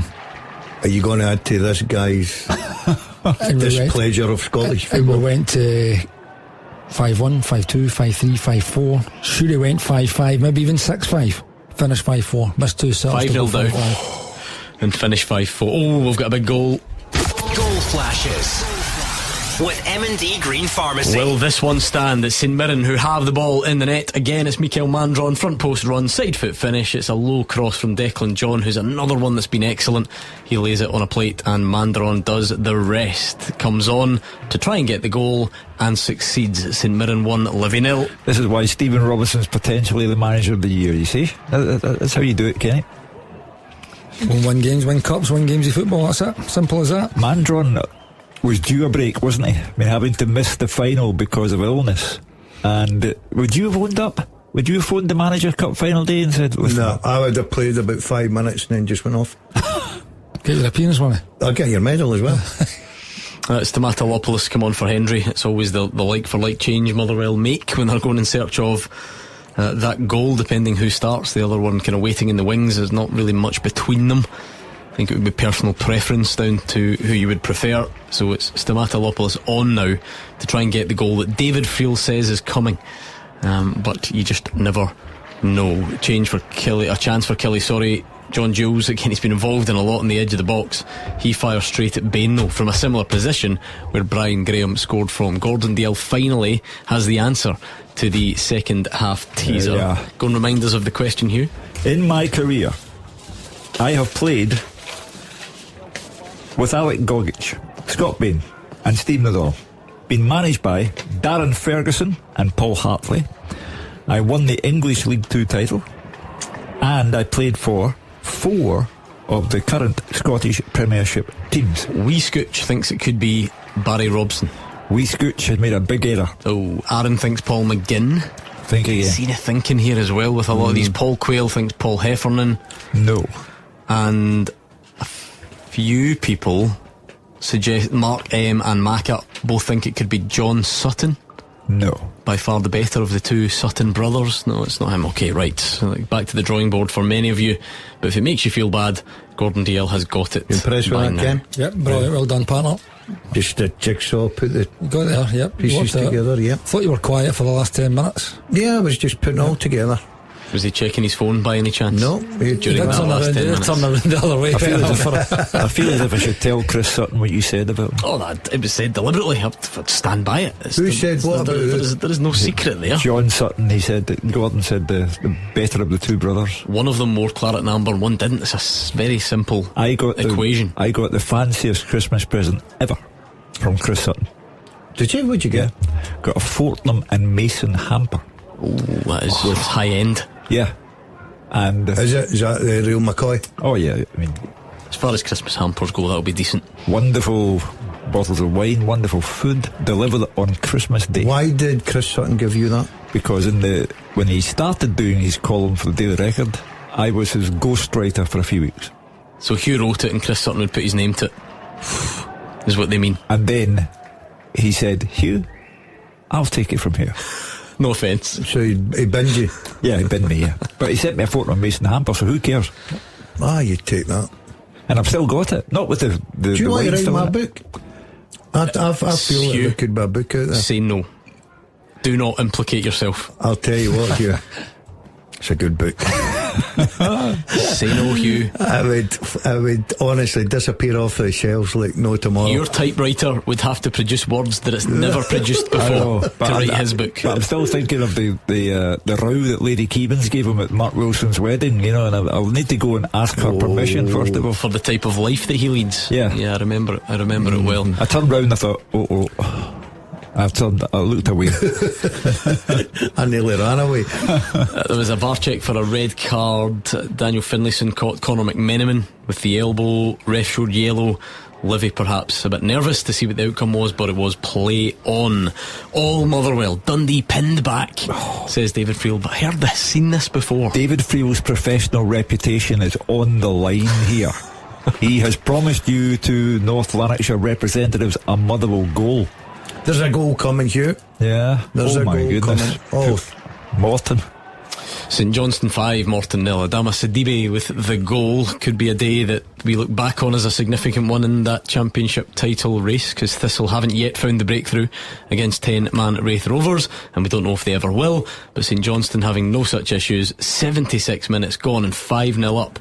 Time for that to get a lot worse for Morton. Keep looking at East End Park. Dunfermline 2, Ayr 3. Could it be plenty of time left for Dunfermline to recover from being 3 down? Bruni wouldn't take that well. Oh, it would not be raging. Yeah. Absolute 3-0 up. You've actually got the points in the bag. Might be structural damage there. Yeah. I just need to take a quick mention for a good friend. I think he's a good friend of the show. Gary Colwell's team are winning 3-0 today at home to Barnsley, Exeter. It's a big result. They're just moving them away from the relegation zone. He's at Exeter. Did you not get? I saw the cup draw. Oh, they got Man City, didn't they? Man City in the cup draw. Man City. At City. I don't know, was it? Can't remember. They got Man City anyway. A money spinner, as they call it. They're doing a great job down there. Great job. Lovely part of the world too.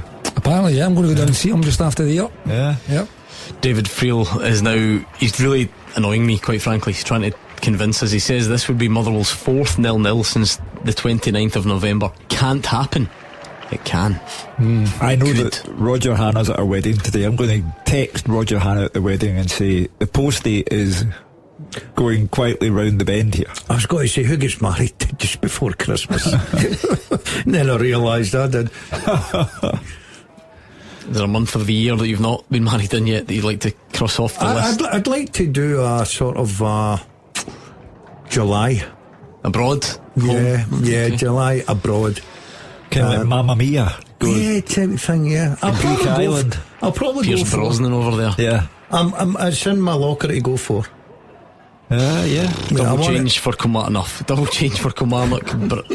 Brannan Dacker's on. Kilty and Anderson go off. So again, it's at that stage everybody's making changes now, either trying to get themselves back into a game or protect leads or whatever, turn things in their favour. As for Kilmarnock, Chris Doolan, the man making the decisions at the moment, of course, in charge. It's getting worse for East Kilbride, who are losing at home to Annan. Not a game they would have anticipated losing. And Lewis Spence has been sent off as well, with about 12 minutes of the 90 remaining. Trapanovsky's had a shot blocked by Salinger. We're going to get a winner at Tannadice. Yeah, and I fancy Hibs to get it. Do you? Yeah. What makes you say that? Because I think Dundee United have got terrible goalkeepers, and I think that he's in for a howler. There you go. I'm not a That's good for the predictions as well. I'm not a goalkeeping fan just now. It's all Dundee United, by the way. Is it? Yeah. It's goal against the running play. Yeah, counter attack. Break. Again, it's got that feeling about that Motherwell game as well. I know it's not what you want to hear, but the chance after chance, dominating the game. Did Dundee just nick it? Absolutely. Could well be the case. And it'd be massive if they did. But we'll wait and see. We're almost in late drama territory. Some of the games are moving into the final 10 minutes, maybe not quite. The Premiership games generally a bit behind. I think also our Partick Thistle listeners, you're the only game without a goal in the Championship, and it would be a good time to get one. Wraith are down to 10 men and St Johnstone are 5-0 up, so really could be doing with finding something, the Jags. They sure could. And they don't take it well at Firhill. I can imagine the crowd reaction at the moment. 10 minutes to go at the game in Paisley, says Fraser Wishart. St Mirren with the 1-goal advantage. Remind us of that teaser again, Hugh. We'll maybe make this the last visit or one of them. Yeah, in my career I played alongside Alec Gogic, Scott Bain and Stephen O'Donnell. I have been managed by Darren Ferguson and Paul Hartley. I've won the English League 2 title, and I've played for 4 current Scottish Premiership teams. Macca thinks it could be Lee Miller. No. Can't remember if I gave you Paul Heffernan. No, you did, from Paul Quayle. But it's still wrong. Right, okay. It's loads of wrong answers out there, so I think we'll either visit that once more or none at all. If I get distracted by late drama, I can't promise anything, and hopefully we do. Hopefully there are some more goals to tell you about before we go into the phone lines. Well, there is potential for late drama everywhere. Yeah, so that's the way we like it on a Saturday. It would be embarrassing, I think, for the League Cup holders if they dropped anything. Do you think so? Oh yeah, shocking. Ninth in the league going into today, and it would be embarrassing if they drew. at home. Fire up that phone, get it ready for us, because we've got plenty to get through. I think we do, are we? I think we do have late drama in one of the games. Where is it? Goal flashes with M&D Green Pharmacy. Motherwell 1, Dundee 0, and Callum Slattery. We mentioned it was the Callum Slattery show at times in the first half. It's a header. He's finally found that breakthrough, and it crept over the line. But I don't think he or anyone else in Claret and Amber will be complaining. They've deserved the lead, and they've got it. Motherwell 1, Dundee 0. David Friel's professional reputation saved. Motherwell, as things stand, go above Rangers and into third place in the table. So you get Hearts, Celtic and Mercedes Jens top 3. Well, not over the line yet, but a good time to score, Gordon. Yeah, brilliant time to score. I always thought it was coming, especially at home, the way they play, and they've taken the chance. And David's sitting there. You do get a feeling sometimes at a game there's a goal just round the corner, and it's a great time for Motherwell to get it. I can't see Dundee coming back into this. What about Ross County? 2 down now. It's a disaster. On the flip side of that, both are doing brilliantly. Yeah, they're still part-time, aren't they? Yeah. In that division, that's incredible. If the results stay the same, that's them 4 points. 4 points behind. They've closed the gap on Partick in second. But when they lost 6-0 and you read out the team, Gordon, and you were as incredulous as everyone else that a team of that standing could lose 6-0, and now the owner of the club is saying it's not about relegation, it's about survival, and as soon as he says it, they lose it at home. And the worst it is, I think Queen's Park, who are winning, they're winning. So all of a sudden that gap's getting bigger. No such thing, but I just felt that Ross County result was verging on impossible last week. I said it last week. I don't know how far down the pyramid you need to go to find a team that you would be confident of Wraith beating 6-0. Do you know what I mean? If they drew a Highland League team in the Cup, you still wouldn't fancy them necessarily to win 6-0. To do it against Ross County and all those players with big reputations, it was amazing. And it's not getting any better for County. Again, it's at home as well, just everything about it. 2-0 at home. Are both Taylor Stephen, who's on loan from St Johnstone, of course, may well go back and be the Josh McPake replacement at some point, but he's scored 83 on the clock. You're right, Gordon. Queen's Park are 2 up. Yeah, that's all of a sudden. There's a 5-point gap at the bottom of the league. You're starting to get a little bit cut adrift. I mean, that's going to happen when you're losing home games every other. Right? I mean, that was Airdrie 2 weeks ago. Again, they were bottom of the league at the time, going jump Ross County, and at that stage. And then today are both. Let's say both are flying in the league, but still Ross County at home. Roy McGregor needs to find the best guy he can get his hands on, because this requires inspirational leadership now. Who we got next week, Kenny? The fit, though, is, it's easy to say that, isn't it? Because everybody looks for I think most people would have thought Tony Docherty would be a good appointment. With Callum Davidson and John Robertson. You never know. Sometimes things just go wrong. And maybe too many managers in that wee trio. The fit has to be the managers of a broth catching the eye, maybe? Co-managers? Yeah. Has that ever happened? Do we need that to happen, where somebody hires co-managers? It will have happened at some point, but usually they're just there, they'll inherit it or whatever. But does MD go, well, I actively like that, I like what those two have done, and we'll recruit them? We could. Can't remember any in Scotland, can we? This is the type of thing that if Roger Hanna was on and not a wedding, he would just tell me the answer straight away. But David Gold, Colin Hamilton, doing really, really well. Brilliant. And obviously they're up there just now, so we're getting first hand of what kind of job they could do. Man, my whole team's having a bad time in the Premier League. They're gone Wolves. So again, that's another game without a win. At home as well. Brentford 2-0 up. 2 points the whole season long. Yeah, no wins. 2. Yeah, no big wins. Big pitch, isn't it? Big club, big pitch. It is a big pitch, isn't it? Yeah. What, any bigger than it's massive. The others, is it? Yeah. Twice the size. I played as a winger down there and I couldn't believe the size of the pitch. Which club down there were you at the longest? Wolves. Yep. 5 seasons, yep. 5, was it? How long it? Derby was only that was a year, and then back Cardiff up a year, and Cardiff. Oh, there we go. Well, there you go. Fraser Wishart confirming Gold and Hamilton that we mentioned, they were in the running for the Wraith job. So there you go. Gives it what we said there. Would anyone go and hire the co-managers? They were running for the Wraith job, and it went to why not? To Emery.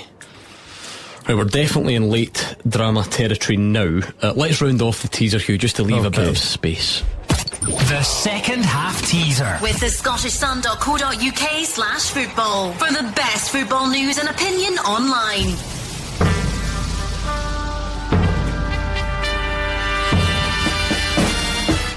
In my career, I have played alongside Alec Gogic, Scott Bain and Stephen O'Donnell.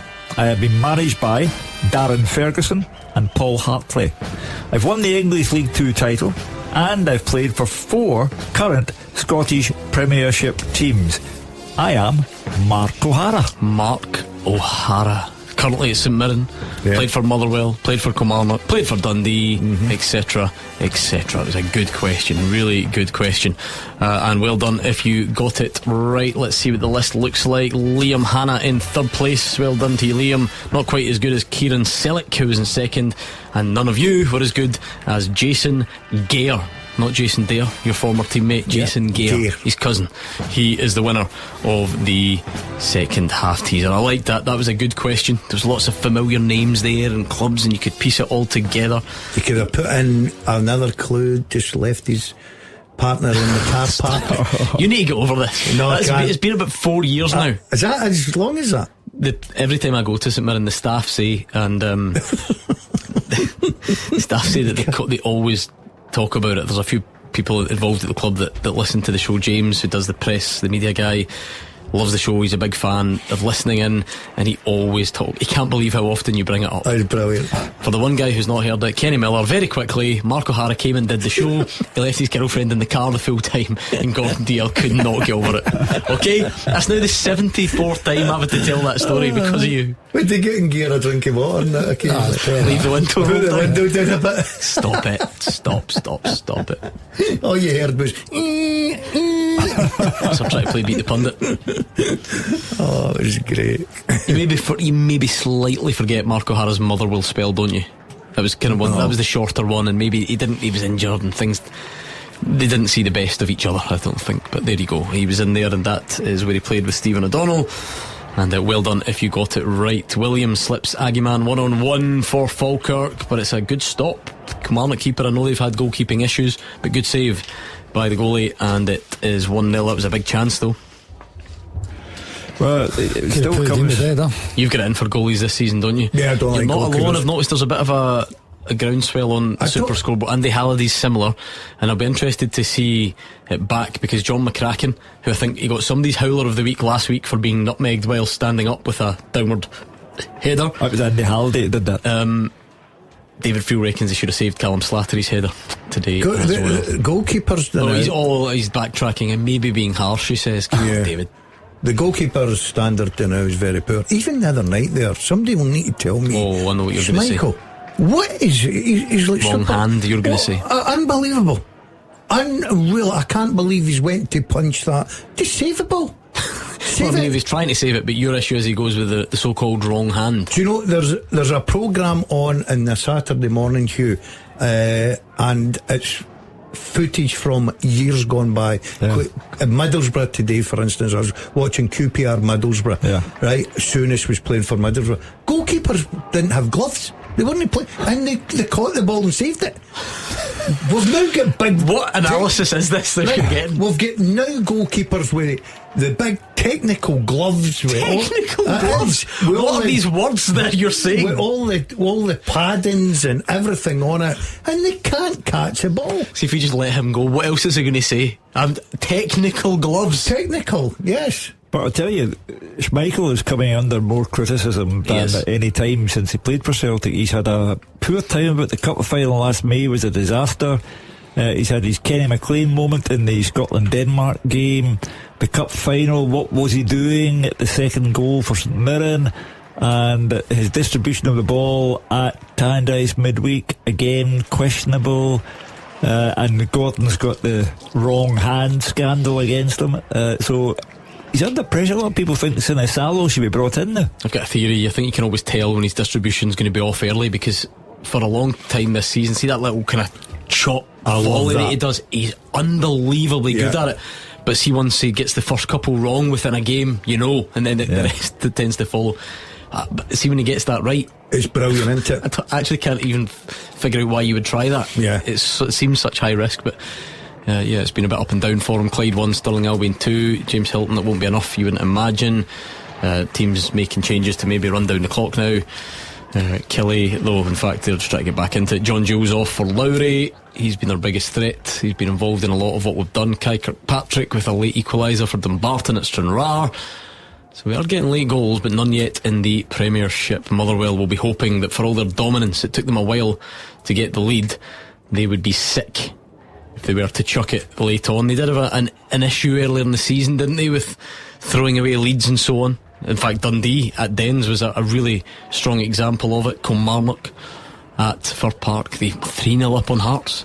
Who just think the Hearts bandwagon could have been stopped months ago if Motherwell hadn't chucked a 3-0 lead in the capital. 1 minute of added time to go at Fir Park. We must be there. We're about 3 remaining in Paisley. There's incredibly been 7 added at Rugby Park though, so that'll be one of the final games, you would imagine. And then it's over to you. Dial the number now, get it saved, 01419511025. Looking back on today's games and tomorrow, Celtic fans, what does this mean now for Wilfried Nancy? Rangers fans, Hearts fans, what are we thinking ahead of that one? Get in touch. I take it back, forget Rugby Park. We've only played 84 minutes at Tannadice. Plenty time for Kerry Pollock up there. It's her first time on Clyde 1 Super Scoreboard, and she's not going to get back till Christmas Eve. So tough school.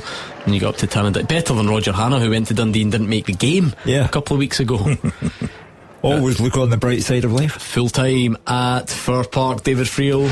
Full time, Motherwell 1, Dundee 0. It was never in doubt, Gordon. I did say that. Hugh said my professional reputation was at stake. Well, Motherwell got the winner. They're up to third place. They've made it 10 Premiership games unbeaten, and it was all thanks to Callum Slattery's late header. Jens Bertel-Asquith's team were once again so wasteful in front of goal, but it didn't matter at the end. After 3 goalless draws the last 4 games, you could understand why Motherwell fans were fearing the worst. You always felt a goal would come, and Slattery grabbed it. Motherwell move above Rangers into third, and they're only 2 points behind Celtic right now. Unbelievable start to the season from them. Jens Bertel-Asquith just keeps impressing as a manager. As I said, they should have been ahead at the break, but passed up so many decent chances. Callum Hendry should have done better with a low shot. That was saved by John McCracken. Callum Slattery came close 2 or 3 occasions. The second half just followed the same theme. Motherwell on top for the entire half. Had a lot of good chances. The best 2 probably fell to Lucas Verdinga and Callum Hendry. Midfielder Blazey's finish over the bar. The striker's header was saved by John McCracken from close range.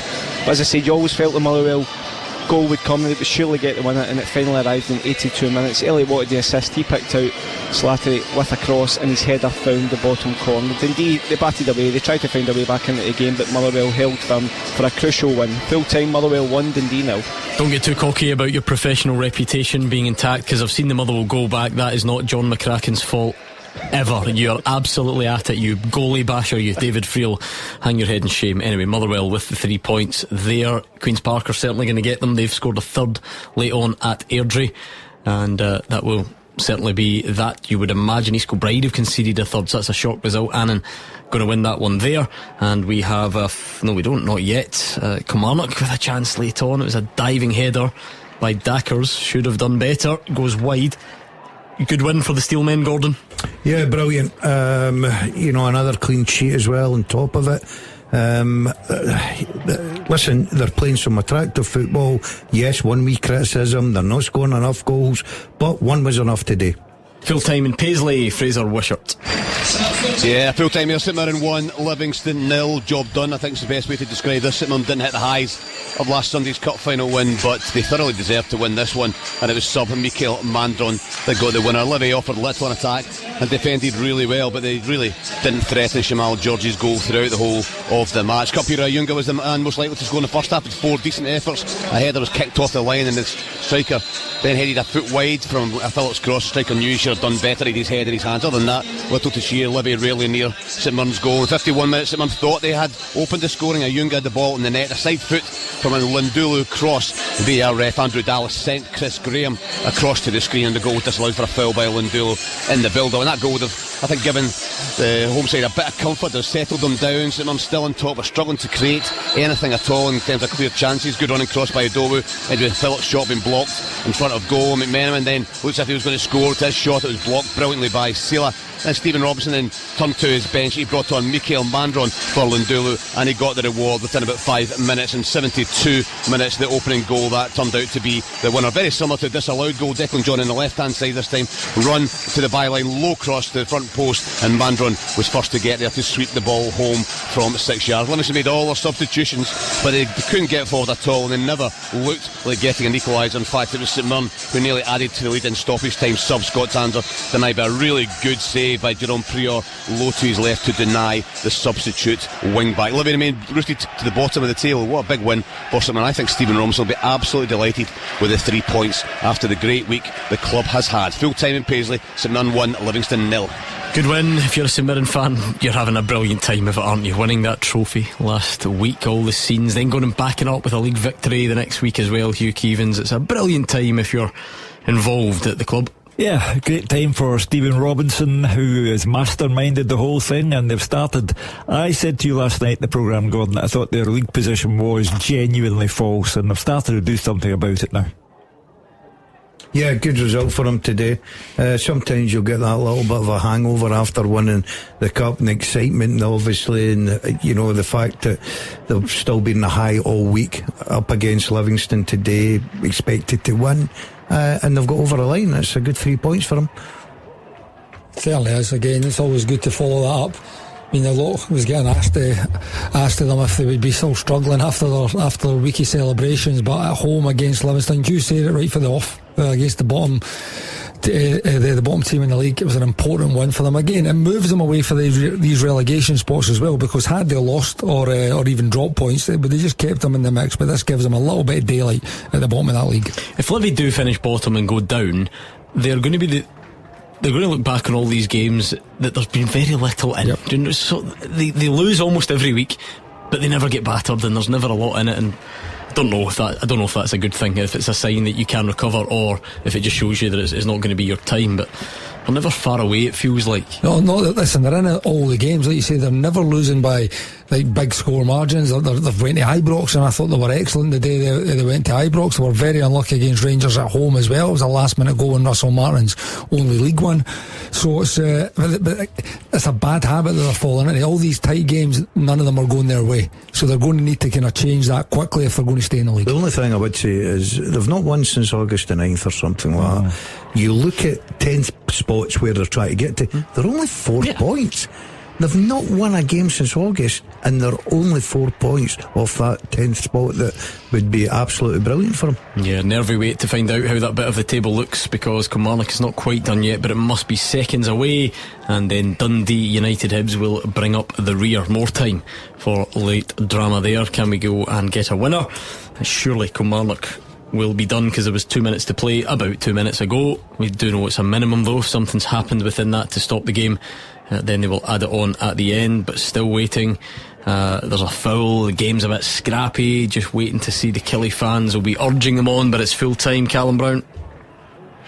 Yeah, full time here at Rugby Park. Boos and frustration for Kilmarnock, but it's visitors. Falkirk could get their early Christmas present, and of course John McGlynn with that late birthday gift. Brian Graham, the match winner, as it finishes Kilmarnock 0, Falkirk 1. It was goalless after that. A scrappy half time at Rugby Park, as I mentioned, but Chris Doolan's side couldn't really find the target, leaving Scott Bain untroubled in that first 45. Into the second half, John McGlynn making a half-time switch. Finn Yates replacing Henry Cartwright, and the substitute Yates was involved just 9 minutes into the second half as Falkirk took the lead. An inspired substitution. Some good work between him and Calvin Miller down the left, ended with a Yates cross to the far post.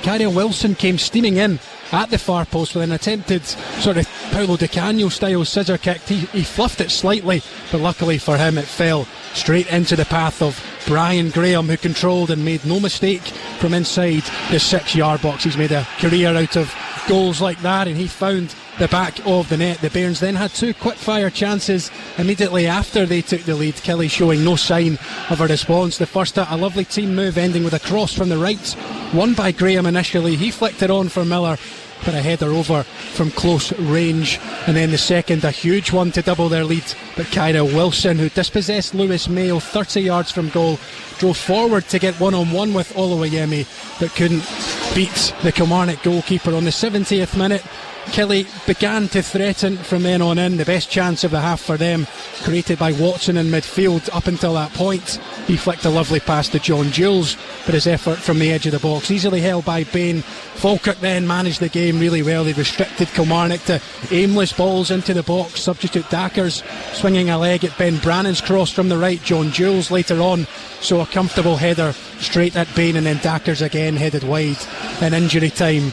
Despite 7 added, Falkirk always looking comfortable. They had another great chance to double their lead through Alfie Aguiman, who, like Wilson before him, was denied one-on-one by Oluwayemi. But in the end here, a 5th Premiership clean sheet of the season for Falkirk. A huge 3 points as they go level with Aberdeen, who only sit in the top 6 ahead of them by goal difference. It's defeat for Doolan on his Rugby Park bow, now 11 without a win for Kilmarnock. Finishes here, Kelly 0, Falkirk 1. And finally it's finished between Dundee United and Hibs. Here's Kerry Pollock. Full time here at Tannadice. It's Dundee United 1, Hibs 1. Lucas Stevenson was the man that got the scoring underway with an effort inside the box around the 20-minute mark. Hibs failed to clear it, and Stevenson got there first to put United ahead. That was cancelled out by Martin Boyle's equaliser at the other end of the park. He was able to gain possession and put it into the back of the net to level up that scoreline into the second half. United were the ones in control. Zach Sapsford should have put United ahead with a shot sent just over the bar, and Trapanovsky, he came on in the 63rd minute and he had more than a few chances to get his name on the score sheet. The best chance for Hibs in the second half came through Cleachy. He tried to chip it over the head of Dave Richards, but the United keeper was able to get a hand to it just in the nick of time. A sharing of the points here today means United move up to 8th in the Premiership table, unbeaten in 3 now, and Hibs remain in 5th, just 4 points adrift of Rangers before tomorrow's action in the capital. Full time here at Tannadice, it finishes Dundee United 1, Hibs 1. And now it's over to you. 0141 951 1025. What is on your mind? If it's today's football, then we'd love to hear it. We love that immediate reaction when you come out the stadium, maybe getting on the supporters bus, the train, back in the car. What did you make of your team's performance today? It's a Saturday evening. Maybe there's a referee out there or a big decision you want to discuss as well. We're here for that. 0141 951 1025. And how can you look beyond tomorrow? Look at Wilfried Nancy, the start to life that he's had at Celtic. So much said already. How are you feeling about it now on the eve of this game? Will Celtic win? Do you think Celtic will win tomorrow? And if they don't, how much longer does this continue, Celtic fans? 0141 951 1025. There is the chance for both Hearts and Rangers to come up with a massive statement result, whatever way it goes, at Tynecastle tomorrow. So if you have any pre-match thoughts ahead of that one whatsoever, let's do it now. 0141 951 1025. You can live stream us for the next hour as well, and we'll do that next. Are you one of the 1.5 million UK customers that have used MedExpress for your healthcare journey? If not, accessing treatments for sexual health is now easier than ever. You don't need to visit your GP or pharmacy. Just complete a short online consultation to find the right treatment for you. We'll send your treatment directly to your door, delivered to you in discreet packaging with ongoing support from our experienced UK-based medical team. Take the first step towards managing your health concerns with confidence. Visit medexpress.co.uk to learn more. Now on Audible. Is this real, or has this been happening inside my head? Of course it is happening inside your head, Harry. Why on earth should that mean that it is not real? Are you really Harry Potter? Our new celebrity. Harry, you're a great wizard, you know. Harry Potter, the boy who lived. Harry Potter, like you've never heard it before. The full cast audio editions. Listen on Audible. At Lidl, get our deluxe Winter Wonderland Chocolate Village cheesecake with gooey caramel, chocolate ganache and a crumbly base. Only $6.99 with Lidl Plus. And it's Good Housekeeping Institute taste approved. Lidl, more to value. 18 plus GB only, subject to availability. Selected stores, terms apply. See lidl.co.uk/LBTV. Ends 24th of the 12th. What's on TV? The answer is a lot. There's never been more choice over what to put on the box with an abundance of great new shows, but you can miss them all if you don't know where to look. And that's where the Pilot TV podcast comes in, your essential guide to every show that matters. Each week we sift through the very best in prestige TV to help you decide what's worth spending your time on and what isn't. So join me, James Dyer, as well as venerable TV critics Boyd Hilton and Kay Ribeiro, and let us help take the stress out of your downtime. The Pilot TV podcast, because you can't watch everything. You can't do much in under 5 minutes. Boil an egg? Sure. Cook a roast dinner? No chance. But comparing car insurance prices with mustard.co.uk? Easy. See what you could save in just a few minutes. Click mustard.co.uk. Authorised and regulated by the Financial Conduct Authority. See website for details. It's Clyde One Super Scoreboard's open line 0141 951 1025.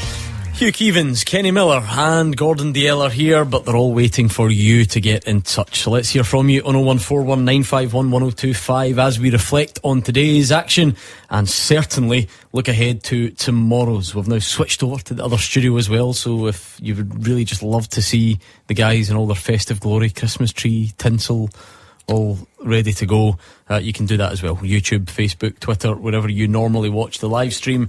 But we want to hear from you. What's on your mind after that? If we look at the games today, a big win for Motherwell. It's a 6th consecutive league clean sheet, which is very impressive, but it comes with 3 points this time. Motherwell go up to 3rd. Of course, Rangers respond tomorrow, potentially.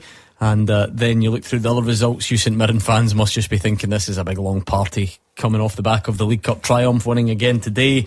Killie fans, what was life like under Chris Doolan? Clearly it's not his fault. There's only so much you can do coming in at this stage, but did you see anything different, anything that encouraged you, anything that worried you? Get your reflections in there. And then on to tomorrow. As far as Sundays in the middle of December, when nothing can really be won or lost, go, it can't get much more important than this. 1st against 3rd at Tynecastle. Whichever side wins, it will be considered a massive statement.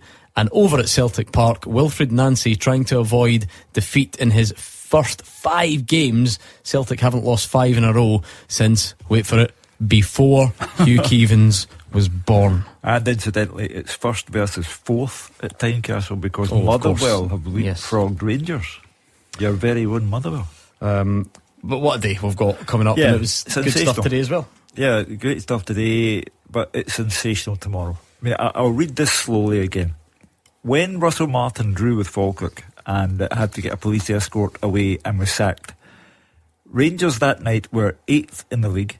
They had 1 win in 7. They were 4 points off the bottom of the Premiership table, and they were 11 points behind Hearts.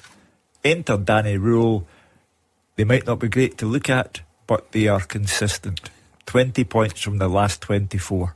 And that's why Tynecastle is a big deal tomorrow. Do you fancy their chances, Hugh? I think they've got every chance. Even though I'm the one that said Hearts champions elect, and if Hearts win, they go 12 points ahead of Rangers, and that's a game changer.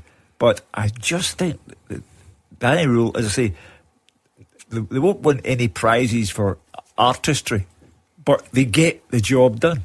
And that's the one thing that I was very impressed with him when he came in at first. He didn't come in and start the nonsense about the attacking football, the tactics, everything that he was going to do. He came in and he basically said, I need to win games. And that's exactly what he's doing, especially in the league. And I think we're in for an absolute cracker tomorrow at Tynecastle. Yeah, it'll be a real test. You know, again, from a Rangers perspective, going to Tynecastle and winning should just be something that's normal, you know, if you're going for league titles. But this is no normal this season, and this Rangers team are not at the level of previous teams. So it is a big game. Again, I'll look at the two squads. I think there's an argument that Hearts are better in every department to Rangers at this moment. They're definitely better at the back. There's no doubt about that.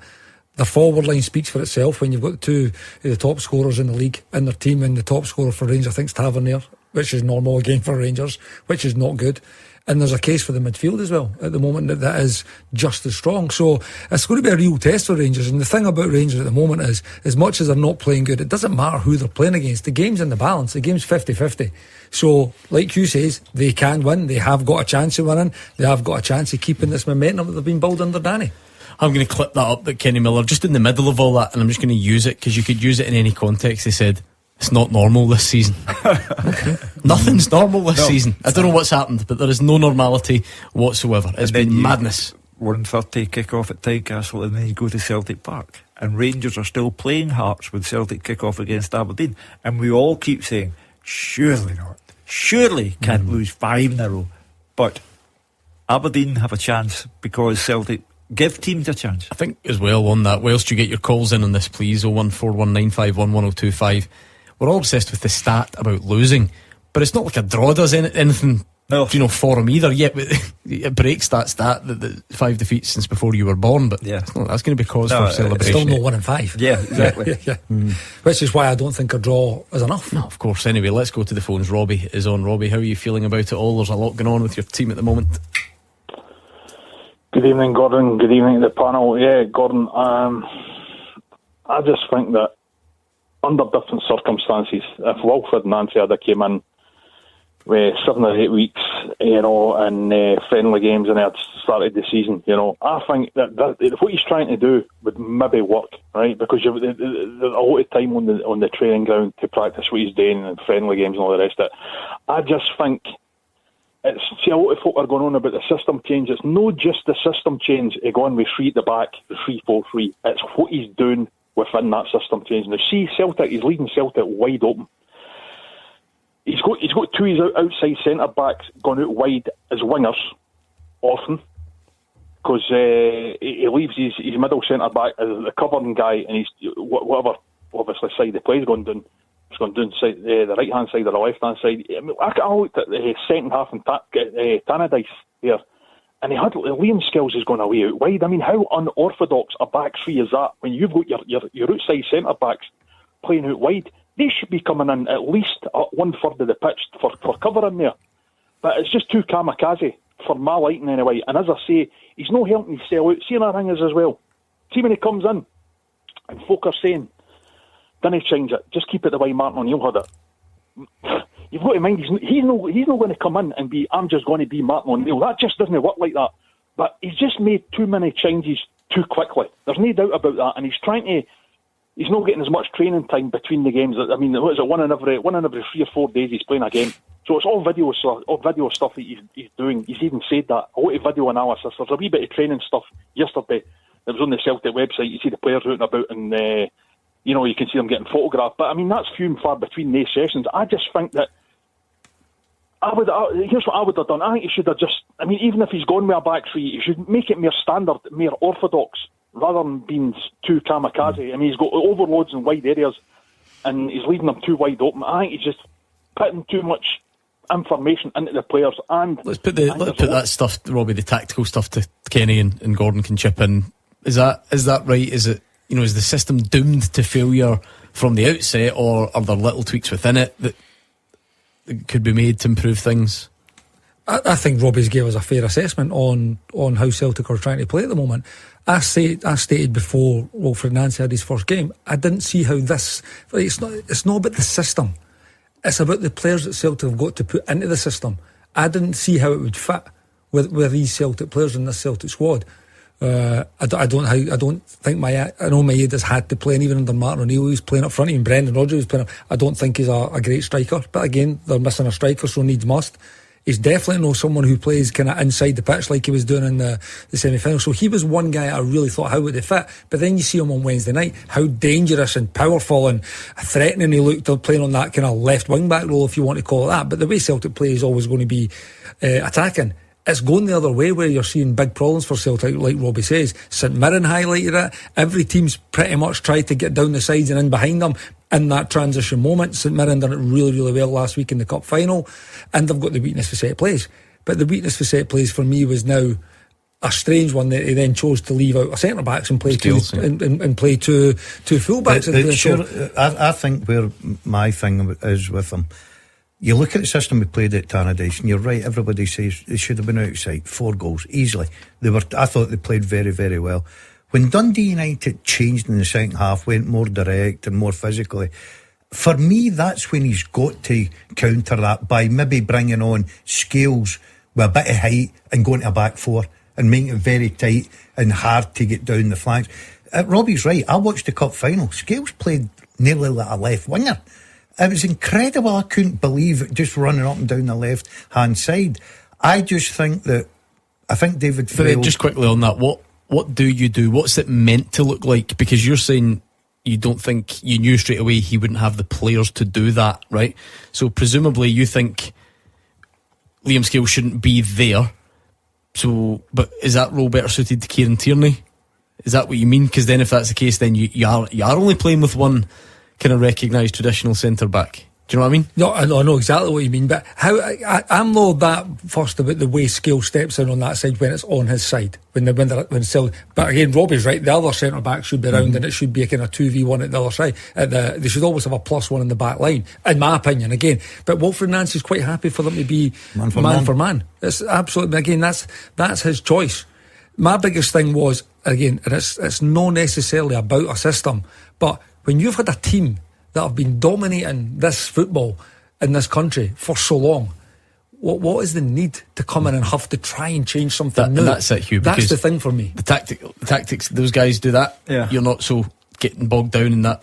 The only reason we're talking about it is because he's changed and it hasn't worked. So straight away, it became this stick to beat him with, this thing. Yeah. And you wonder, as Robbie says, even if nothing else, even if it was the sole reason of this schedule, you wonder if he could have taken a look at that and went, I will need to implement this another time because I'm barely on the training ground. I think there's a word that can be applied to him: arrogance. Now, see, I actually think that's unfair.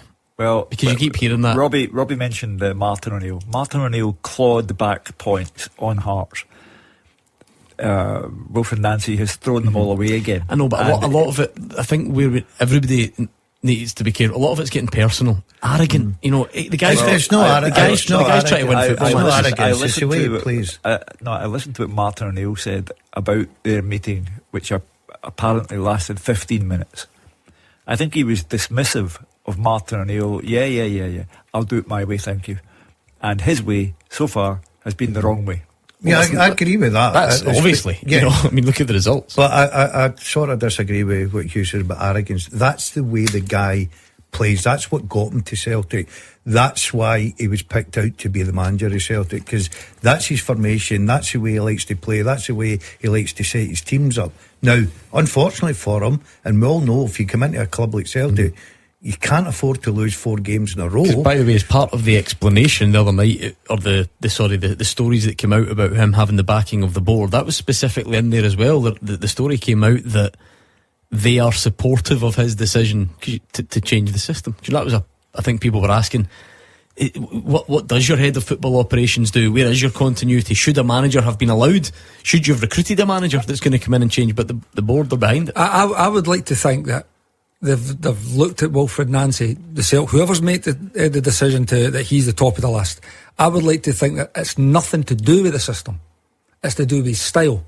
Because if it's to do with his system, which again, like I say, I'm going to say, I don't think it is to do with his system why he's been identified. Because why would they want to identify someone who plays that way in that system when they've had 15 years of dominance? Playing 4-3-3, 4-2-3-1, whichever you want to call it. I think the style's more important. I think the style is way more important about how he's played. But that's also a big step to go and be doing it with Columbus Crew and MLS, to come in and implement it with Celtic. Like you say, at this time, when you've got fixture, when you've not got a lot of training time. So what will that be? That will be one full training session in between every game, yeah? Maybe 2 max. Yeah. Maybe again, 2 max. I was up there on, so when did they play? Wednesday night. So I was up there on Thursday. The team that played against Dundee United didn't train. Well, not in that regard. They did their own thing. Everybody else trained. Wilfred Nancy took that session. So you're then on to Friday, which would be a full session. Yeah, probably not, because you've got a second day recovery type. That's what I mean. As close as you're going to get, because today they're not going. I still think they'll be doing work today. They will absolutely be doing work today on how they're going to play. He looks like he doesn't know the strength of his players for me. He's playing, for instance, the cup final. We were speaking about it earlier. Maeda in a number 10 role. Maeda can never play there in a million years. Forrest on, and I know that the people look and say, well, he didn't have a lot of options, and I agree with that. Forrest on midfield, he just looks like he's in the wrong movie. Laurie is on the other line. Thank you to Robbie. Laurie, what are you thinking then? Can this be pulled back starting tomorrow? Well, first and foremost, Gordon, thank you for allowing me to be on the programme this evening. My own thoughts are, I'll go back to the night Wilfred Nancy was appointed. I come on Super Scoreboard, and I had said that this would prove to be Celtic's Russell Martin moment. In fact, Hugh referenced that call in his column in the Daily Record. The guy is clueless. I think that our situation at the club just now is critical. If this guy remains in charge any longer, it will be terminal. If he's not arrogant, then he's certainly intransigent, because he is insistent and is adamant that he'll continue to do it his way. I watch the team. There's no cohesion, there's no shape, there's no formation. They're truly exposed at the back. They gallivant upfield like the charge of the Light Brigade, and they're getting picked off at the back. The proof of the pudding's in the eating, Gordon. Celtic thus far have conceded 10 goals in the 4 games that Wilfred Nancy has been in charge. This situation, to me, it can only have a satisfactory outcome if Wilfred Bramble is ensconced at the departure lounge of Glasgow Airport before the end of the year. You wonder, though, the scale of the damage that's been done. We're all obsessed with this 4. Does it become 5? So even if it doesn't, you're right, Celtic win tomorrow, then, good on him. Yeah. Then what kind of run would he need to go on to try and fix this? I've said to you, Gordon, I believe that Celtic are further to fall. If it were to be 5 defeats in a row tomorrow, he then goes away to Livy, away to Motherwell, and home to Rangers. Livy will be whatever it wants to be, unpredictable ground. As I say, even Ange Postecoglou lost there when he came in. But I believe that they will lose to Motherwell and lose to Rangers, and you're postponing the inevitable. And the reason why I referenced Laurie's call in the column, which is in the Sunday Mail, incidentally, Laurie, but the Daily Record are very happy if they want to send me cheques. But the reason I referenced that is because you came on and another caller came on and said he was dreading the news of the appointment. So there were Celtic fans like Laurie who didn't fancy the idea of Wilfred Nancy. So like Russell Martin then, because everybody keeps mentioning them in the same breath, as much as they have played their own part in their downfall, did they have a chance to begin with then? If that's the atmosphere you arrive at, it's no shock you're getting booed off and chanted 4 games later if you keep losing them.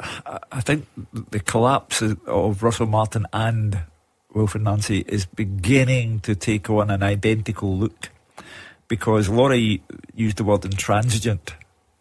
Russell Martin was intransigent from the very outset, and he only had 17 games, and people thought that was far too many. He should have gone long before that, and it was Russell Martin's way or the highway, and it was clearly not working, but he did it over and over again, repeated the same mistakes over and over again. And what he had to say in press conferences, I know that's not the be-all and end-all and what decides whether you have a good time at a club or not, but they both ramble on in the same way. That's funny. You were actually telling me you also felt that it was all intransigent.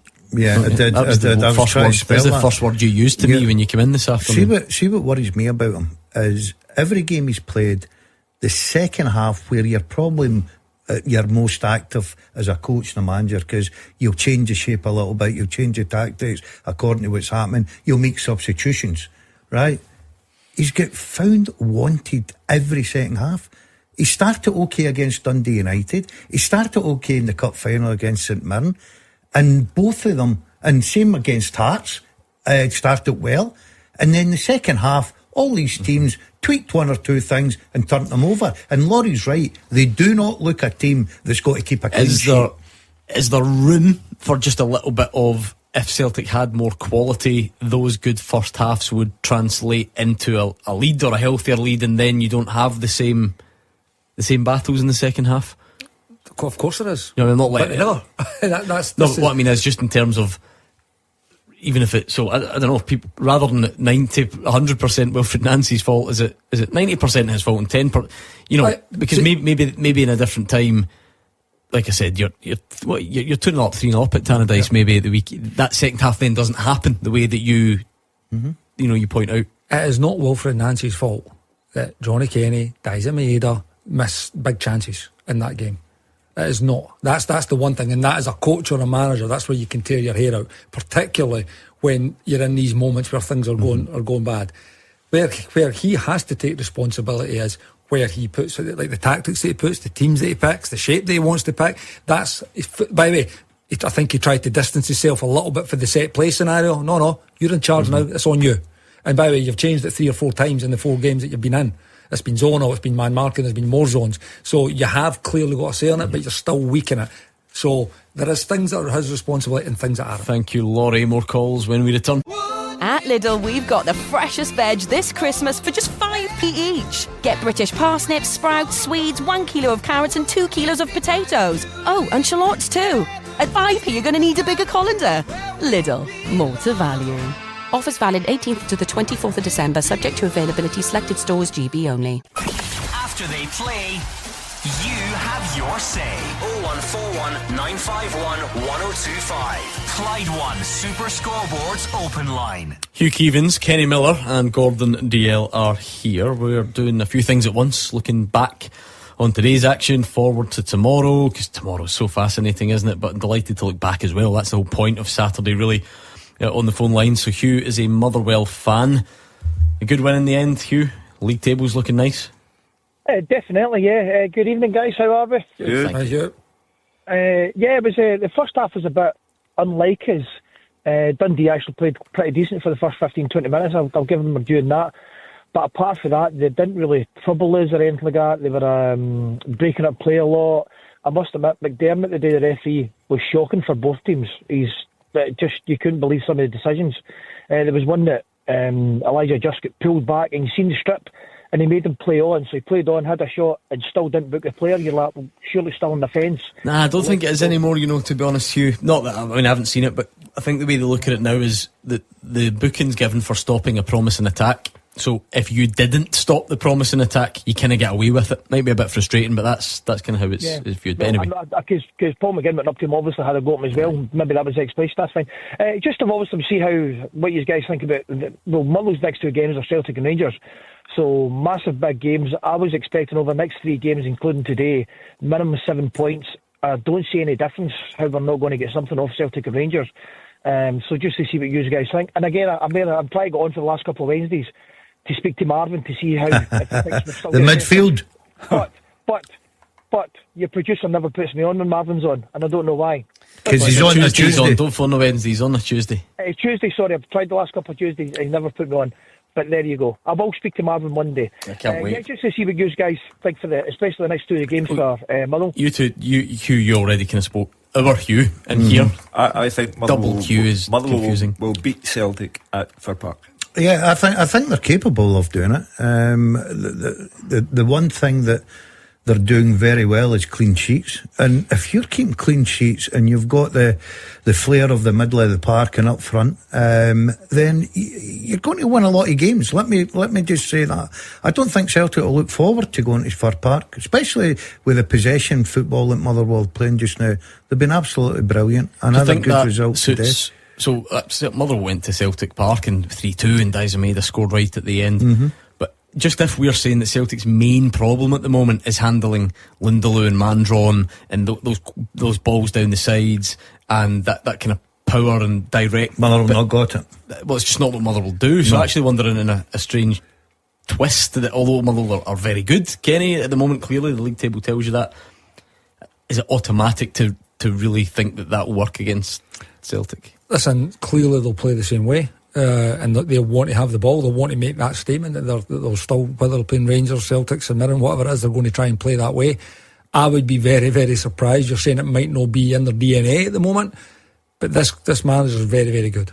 He's going to have been watching the games. He's going to see where the teams are causing problems for Celtic, and he's going to find a way to try and cause Celtic these similar problems within the qualities that they've got. So again, I wouldn't be as confident as Hugh saying Motherwell will beat Celtic. They could beat Celtic, absolutely, the way they're playing this season and the troubles that Celtic are facing. But Celtic are still a good team. Again, you've seen it in the first half the other night. You've seen it in spells under Wilfred Nancy. You've seen it in Martin's time. They're more than capable of playing well and winning games of football. But in this vein of form, Gordon said it, when you've got clean sheets and you've got players that have got the attacking ability and then the good players in the midfield, the creative ability, you're always going to have, it's a good recipe to have. So real good test for Motherwell to see exactly where they're at. They deserve to be in the position that they're at with the football they've played. Real test for them in the next 2 games. A lot's changed since that 3-2 game at Celtic Park. It was the last thing Brendan Rodgers ever said to me, you know. Oh, did you enjoy the game at Celtic Park a couple of weeks ago? Obviously knew where my allegiances lay. I had to get a wee dig in there about the final result. Maybe it will be different this time, Hugh and Lanark. How impressive is the 6 clean sheets on the spin? Oh, it is, as you said in the studio tonight, I mean, if you're not losing goals, you're not losing games. And at the start, I mean, we had a fair few draws and it wasn't going our way. Now we're keeping the clean sheets, but we're now getting the wins out of it. Today should have been a wee bit more comfortable, but, you know, it's like you're going to have one of those games where you don't play to how we've been playing, but we're still good enough to win the game.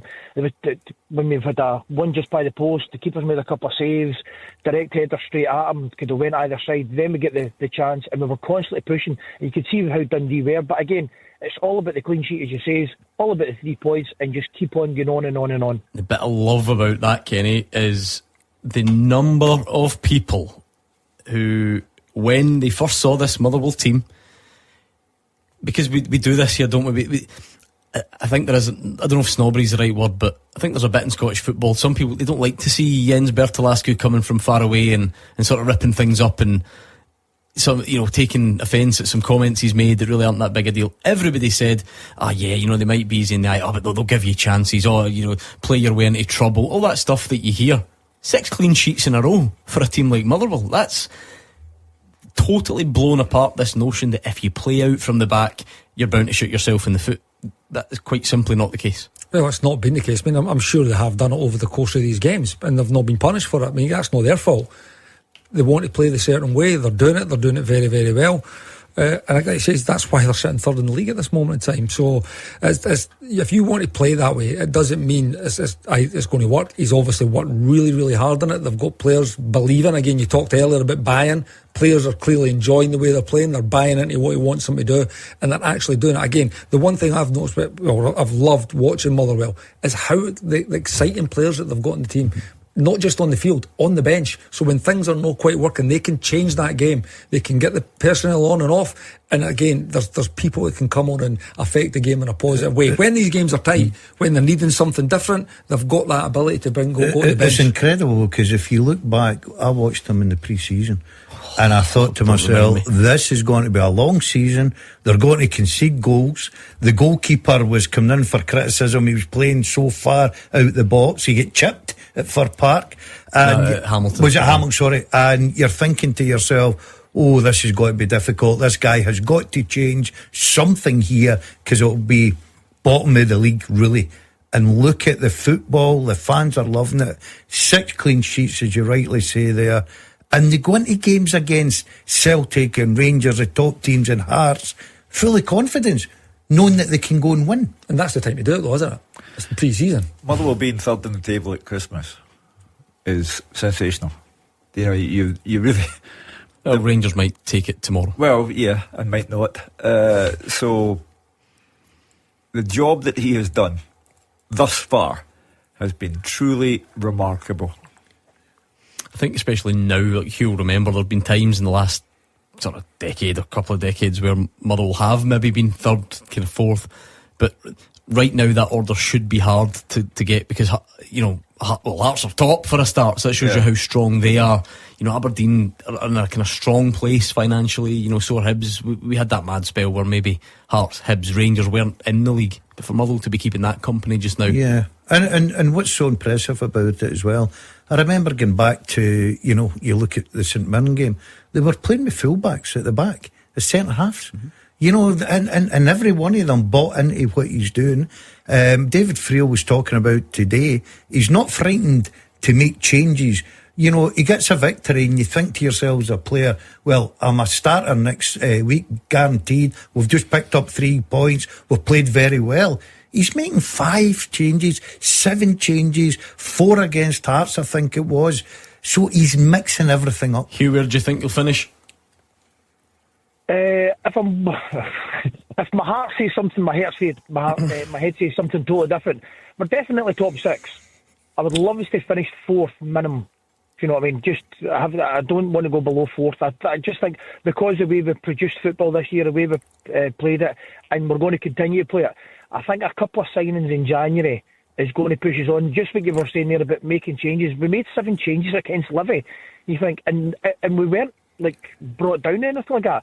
5 against Hibs, and you're bringing in half a team who's maybe been sitting on a bench, but you go and look at a bench now, it's so strong, you can say, yeah, I'm bringing him on, but he's not going to weaken the team. If anything, he's maybe strengthened it. So it's fantastic to see, and he will make changes again next week. 100%, you know for a fact, that's not going to be the team that's starting next week. With changes again. When you look at the top 6, Hearts, Celtic, Rangers, Motherwell, Hibs, Aberdeen. Motherwell, in comparison to the other 5, have a budget that's a fraction of any of those teams. A fraction. And that they are 3rd in the table. So the guy is one of the stories of the season. Let's hear from him then. Thank you to Hugh. This is what the manager had to say. No, it's obviously we're in a good place, and we're in a place where we are able to continuously produce good, solid, controlled performances, where we are really hard to beat, we are really hard to score against, and then we know that we can still, even though we have scored 26 goals, which not many in the league have done better than us, but we know there are more goals in this team, and we are trying our best every day to see if we can find them. Yeah, I will enjoy my Christmas mainly because of the reason that my family is coming over, and that is something we have all been looking forward to spend some time together, and I can't wait for them to come. And when they arrive, I don't think it matters if we have won 10 or been unbeaten or lost the last 10. That's the main thing in life. But when I wake up tomorrow and before I pick them up in the airport, I will probably feel really good, like the rest of the guys here and the fans, because we are in a good place as a football club. And that is very nice to be where we are when everyone is slowing down a little bit around us. There's a nice Christmas story. That perspective. Yeah. Get the wife and the children over. When you wake up, you must be very happy. Just to be there, yeah. But just as a small point, though, worth remembering the kind of bizarre way that this came about. Motherwell appointed Michael Wimmer to replace Stuart Kettlewell. He finished off the season. He was meant to take this season on, but he couldn't be away from his family, and he went back. This is the sort of thing that Jens Bertolascu's putting on, as many people. You've just been over in Atlanta, for goodness sake, but it's just funny that the last guy actually left because of that. So listening to that, Motherwell of I don't know if lucky's the right word, because you make your own luck by recruiting him, but the way it fell into place was nice. Sometimes fate, the sliding doors moments, all that stuff. He wasn't meant to be the Motherwell manager, but he is. Danny Rule wasn't meant to be the Rangers manager, but when Steven Gerrard said no thank you, and that was followed up by another rejection, he's come in and he's done, I would argue, a job that is the equal of what Steven Gerrard said. You just wonder, Hugh was talking about strengthening in January. Where would you strengthen? Because they've got good goalkeeper, they're 6 clean sheets, their midfield, some people think, are the best now in the league, the way they're performing, and they've scored 26. So they look like they've got a very nice balance as a team. I think he must be aware of not the criticism as such, Kenny, but just I felt like he offered that there. Everybody keeps talking, if they had a striker they would be here, if they had a striker they'd be... Well, they are third, and he's pointed out the number of goals that they've scored, so maybe it is a bit unfair to keep honing in on that. Yeah, it's because again, if you look at who the top scorers in the league, they're right up there, but I think it's more of late, as much as they've been getting clean sheets, they have had a few of these draws and maybe a few even today. I mean, it could have been it could have been 3 or 4, so you're not going to get these tight games going your way all the time if you're passing up really, really good chances. As Celtic found out on Wednesday night. So again, they've still scored goals, they're keeping clean sheets, they're sitting third in the league, they've got really, really exciting players going forward. Okay, 01419511025. We've talked Motherwell. What about you St Mirren fans? He's still on a high We spoke, of course, about Wilfried Nancy at length again. What about Hearts Rangers tomorrow? Rangers fans, how big a statement would it be if you were to go there and win? And can you do it? Give us your thoughts right now. We'll look at that game next. The games are over. The talking begins. 0141 951 1025. Clyde One Super Scoreboard's open line. Into the final parts of tonight's Clyde One Super Scoreboard. What are you thinking about tomorrow, Kenny? Hearts against Rangers. You've played in it loads. It's just always a great fixture. Even if they were both mid-table, it would be a great fixture. But just the context around this one's unbelievable, isn't it? Yeah, again, it shows how well Hearts have done this season under Dell. That we're actually, can Rangers go and win is actually a question. You know, like you're talking about budgets. When Rangers' budget's way bigger than Hearts, way bigger.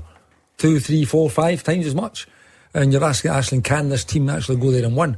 So it's a really, really good day in the Scottish Premiership. 2 big games. Rangers are going to. Rangers really need to go and win.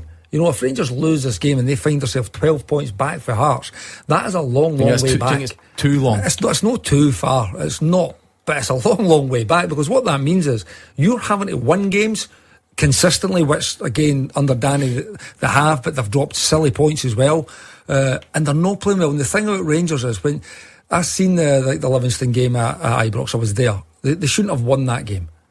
And then Hibs away, I don't think they should have won that game. So you're always going to get these Falkirk games where you might have actually played okay and deserve to win, but you're not going to get it all go your way. Tomorrow is a different test. Is a point a good result? No, it's not a good result. It's not a good result. Away to the league leaders who have just come off a good result. As a Rangers player, I would like to think they're still going into this game tomorrow expecting to win. You know, is it wrong? Is it arrogance? I don't know. Are this group capable of going and winning? They are. They've been to Easter round 1. Again, they gave a good showing against Celtic when they were down to 10 men as well. They showed real character in that. There's not been a consistency of the performances or the results. I think the Rangers fans will like that. That's the way the mindset used to be. But You can't. See, if you start going that way as a Rangers or a Celtic player, and you're accepting the fact that a point's good enough, then you're at the wrong club. Do you think? Right. I totally agree with you on what you say, but do you think that this moment in time, and you've highlighted some of they should have lost at Easter Road and other games. Do you think that Rangers squad right now are in the mindset of turning up at Tynecastle saying, yeah, we're going to really go out there and win this and show that we're better than Hearts? I can't answer that question for you, but as a Rangers player, you have to have that. And if you've not, then you're going to go and drop points. And maybe that's why Rangers have over the course of the season and not had the results that they should have, or that club should be getting. And it's not just against Hearts; it's against the so-called smaller teams as well over the course. Tomorrow will be a big test, because I'm saying they should have this type of mindset, but I'm also the guy that's saying Hearts are probably better in every department. I'll have to look at the record books and find out if the league title has ever been won by a club who sacked their manager midway through the competition. It's about credibility tomorrow for me. If Rangers win tomorrow, they are right back in the title race. Completely, 100%, overwhelmingly back in the league title race. And it doesn't matter how many games you attend and how many times you say the squad's not good, they don't look good, it was a terrible game. It doesn't matter. So, but if Hearts get the 12-point lead tomorrow, Derek McInnes would have to think that it will look bad for him if he doesn't win the league. Paul, as a Rangers fan, what's the mindset for you, Paul, heading there tomorrow? Fancy it? I totally agree with Kenny's saying. We should go in with that attitude to win the game. What I would say, Gordon, is I think I've been quite impressed with, I don't know what Kenny thinks as well and what Hugh thinks. I actually think Connor Barron could play a star role on tomorrow's game. He's a bit of a powerhouse in midfield. Been really impressed by him. I think he's got the drive, the determination, brings a bit of composure to the midfield, and I think he could be the star man tomorrow. Not necessarily scoring a goal or popping up with a goal, but just kind of taking that role. I'm not saying he's the same as Steve Davis, but he's in that kind of bracket as Stuart McCall as well. Just the powerhouse and just going in for tackles and showing that bit of mentality. I don't really think that. That's my thoughts tomorrow. I think Connor Barron could be the guy. Well, what I'll say to Paul is he was the best player against Hibs for me. He was, and again, I wouldn't put him in that bracket of the player. I know what you mean in terms of the type that he is. The one thing about Conor Barron is he gives you everything he's got. He will go and take the ball. He will work tirelessly within the game. And I think at the moment, that is, normally it's the bare minimum, but we're now actually kind of looking at, right, there's maybe not everybody doing that in a blue jersey at this moment in time. But I expect him, I fully expect him to play tomorrow. I expect him to kind of be the main guy in midfield because, like I said, I felt he was their best player at Ibrox against Hibs, and I think the fans showed that as well, their appreciation for his performance. When he came off, there was a bit of surprise firstly it was coming off, but he got a standing ovation when he came off. So he's a player that's in decent enough form, so I think he could be. He's Rangers' best midfield player just now. In fact, I would say he's probably in the last few weeks been Rangers' best player.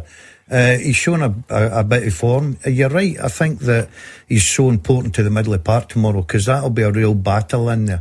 And you look at Hearts as well, Devlin's probably having the season of his life, the way he's playing as well. So, and he's very combative. That's the type of player he is, and you're going to have to stand up and match that. Yeah, it'll be a good battle. Paul, are you one of those that thinks Rangers need to win to keep your title hopes alive tomorrow?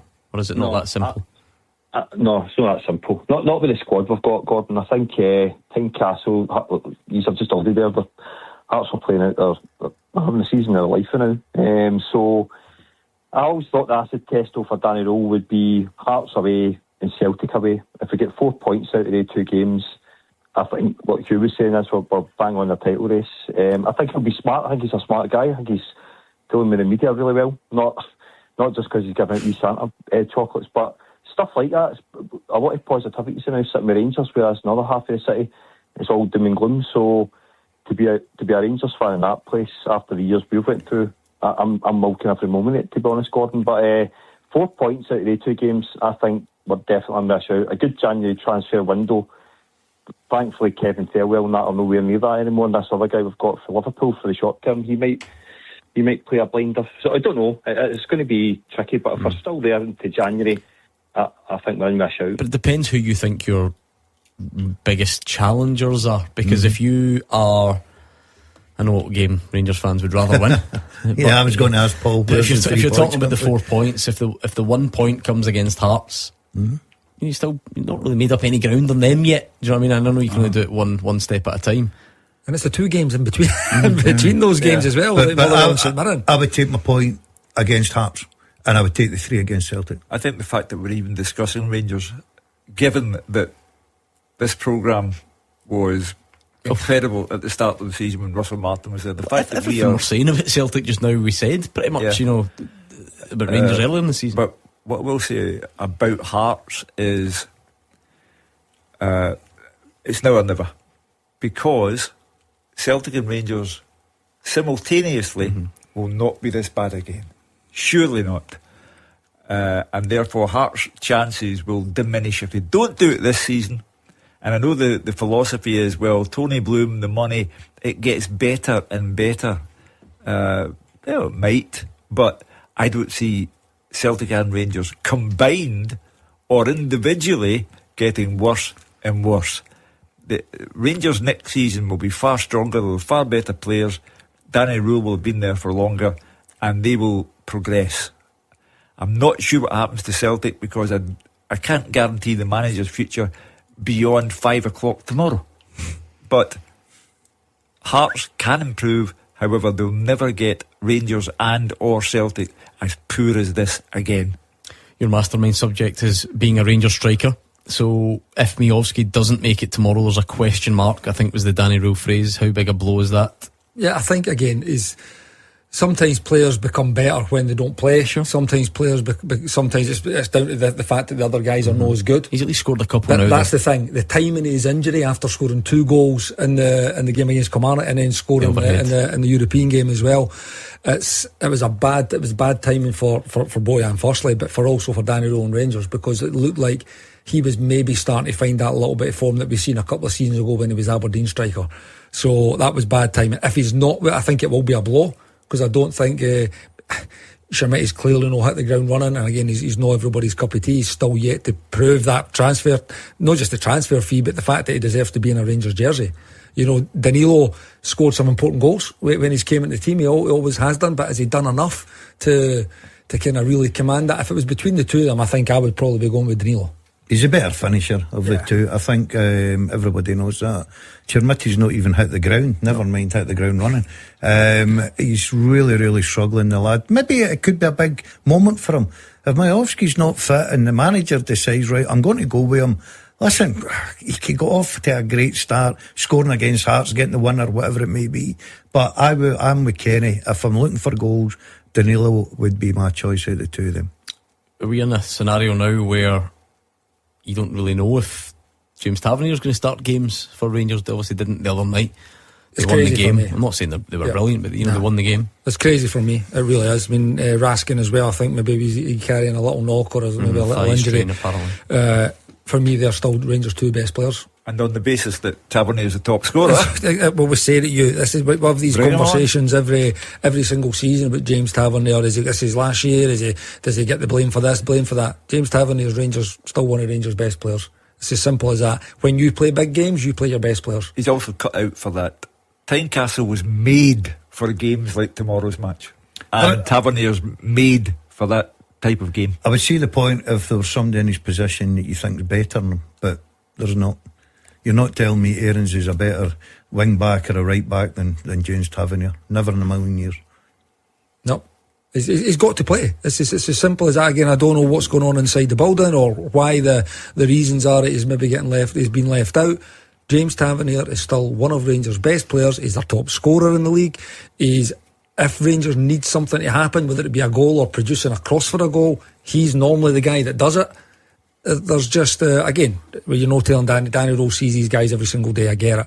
But there's no doubt James Tavernier is still one of Rangers' best players. Okay, go on then, leave us with... Did anyone get predictions right today? No, I don't think so. I think I was the best at them all, yeah. I got the win, St Mirren win. I got the... You fancy tips, mate. Fancy tips as well. And I fancy their draw to come out. I got 3 out of 4. Oh, there you go. 3 wins. 2 games tomorrow. Go, quickly. Celtic beat Aberdeen, Rangers beat Hearts.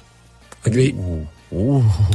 Celtic beat Aberdeen and Hearts and Rangers draw. There we go. We will find out tomorrow. It's going to be Sunday in store. The guys have got you covered from 3 o'clock onwards and trying to pick their way through it. You should whack the microphone there on the way out. Yeah. Brilliant. That's good. Thanks for that. He's in a hurry. Right, we are, like I said, Andrew McLean back tomorrow. I'll speak to you Monday night. Can't wait to reflect on this weekend. It's going to be huge.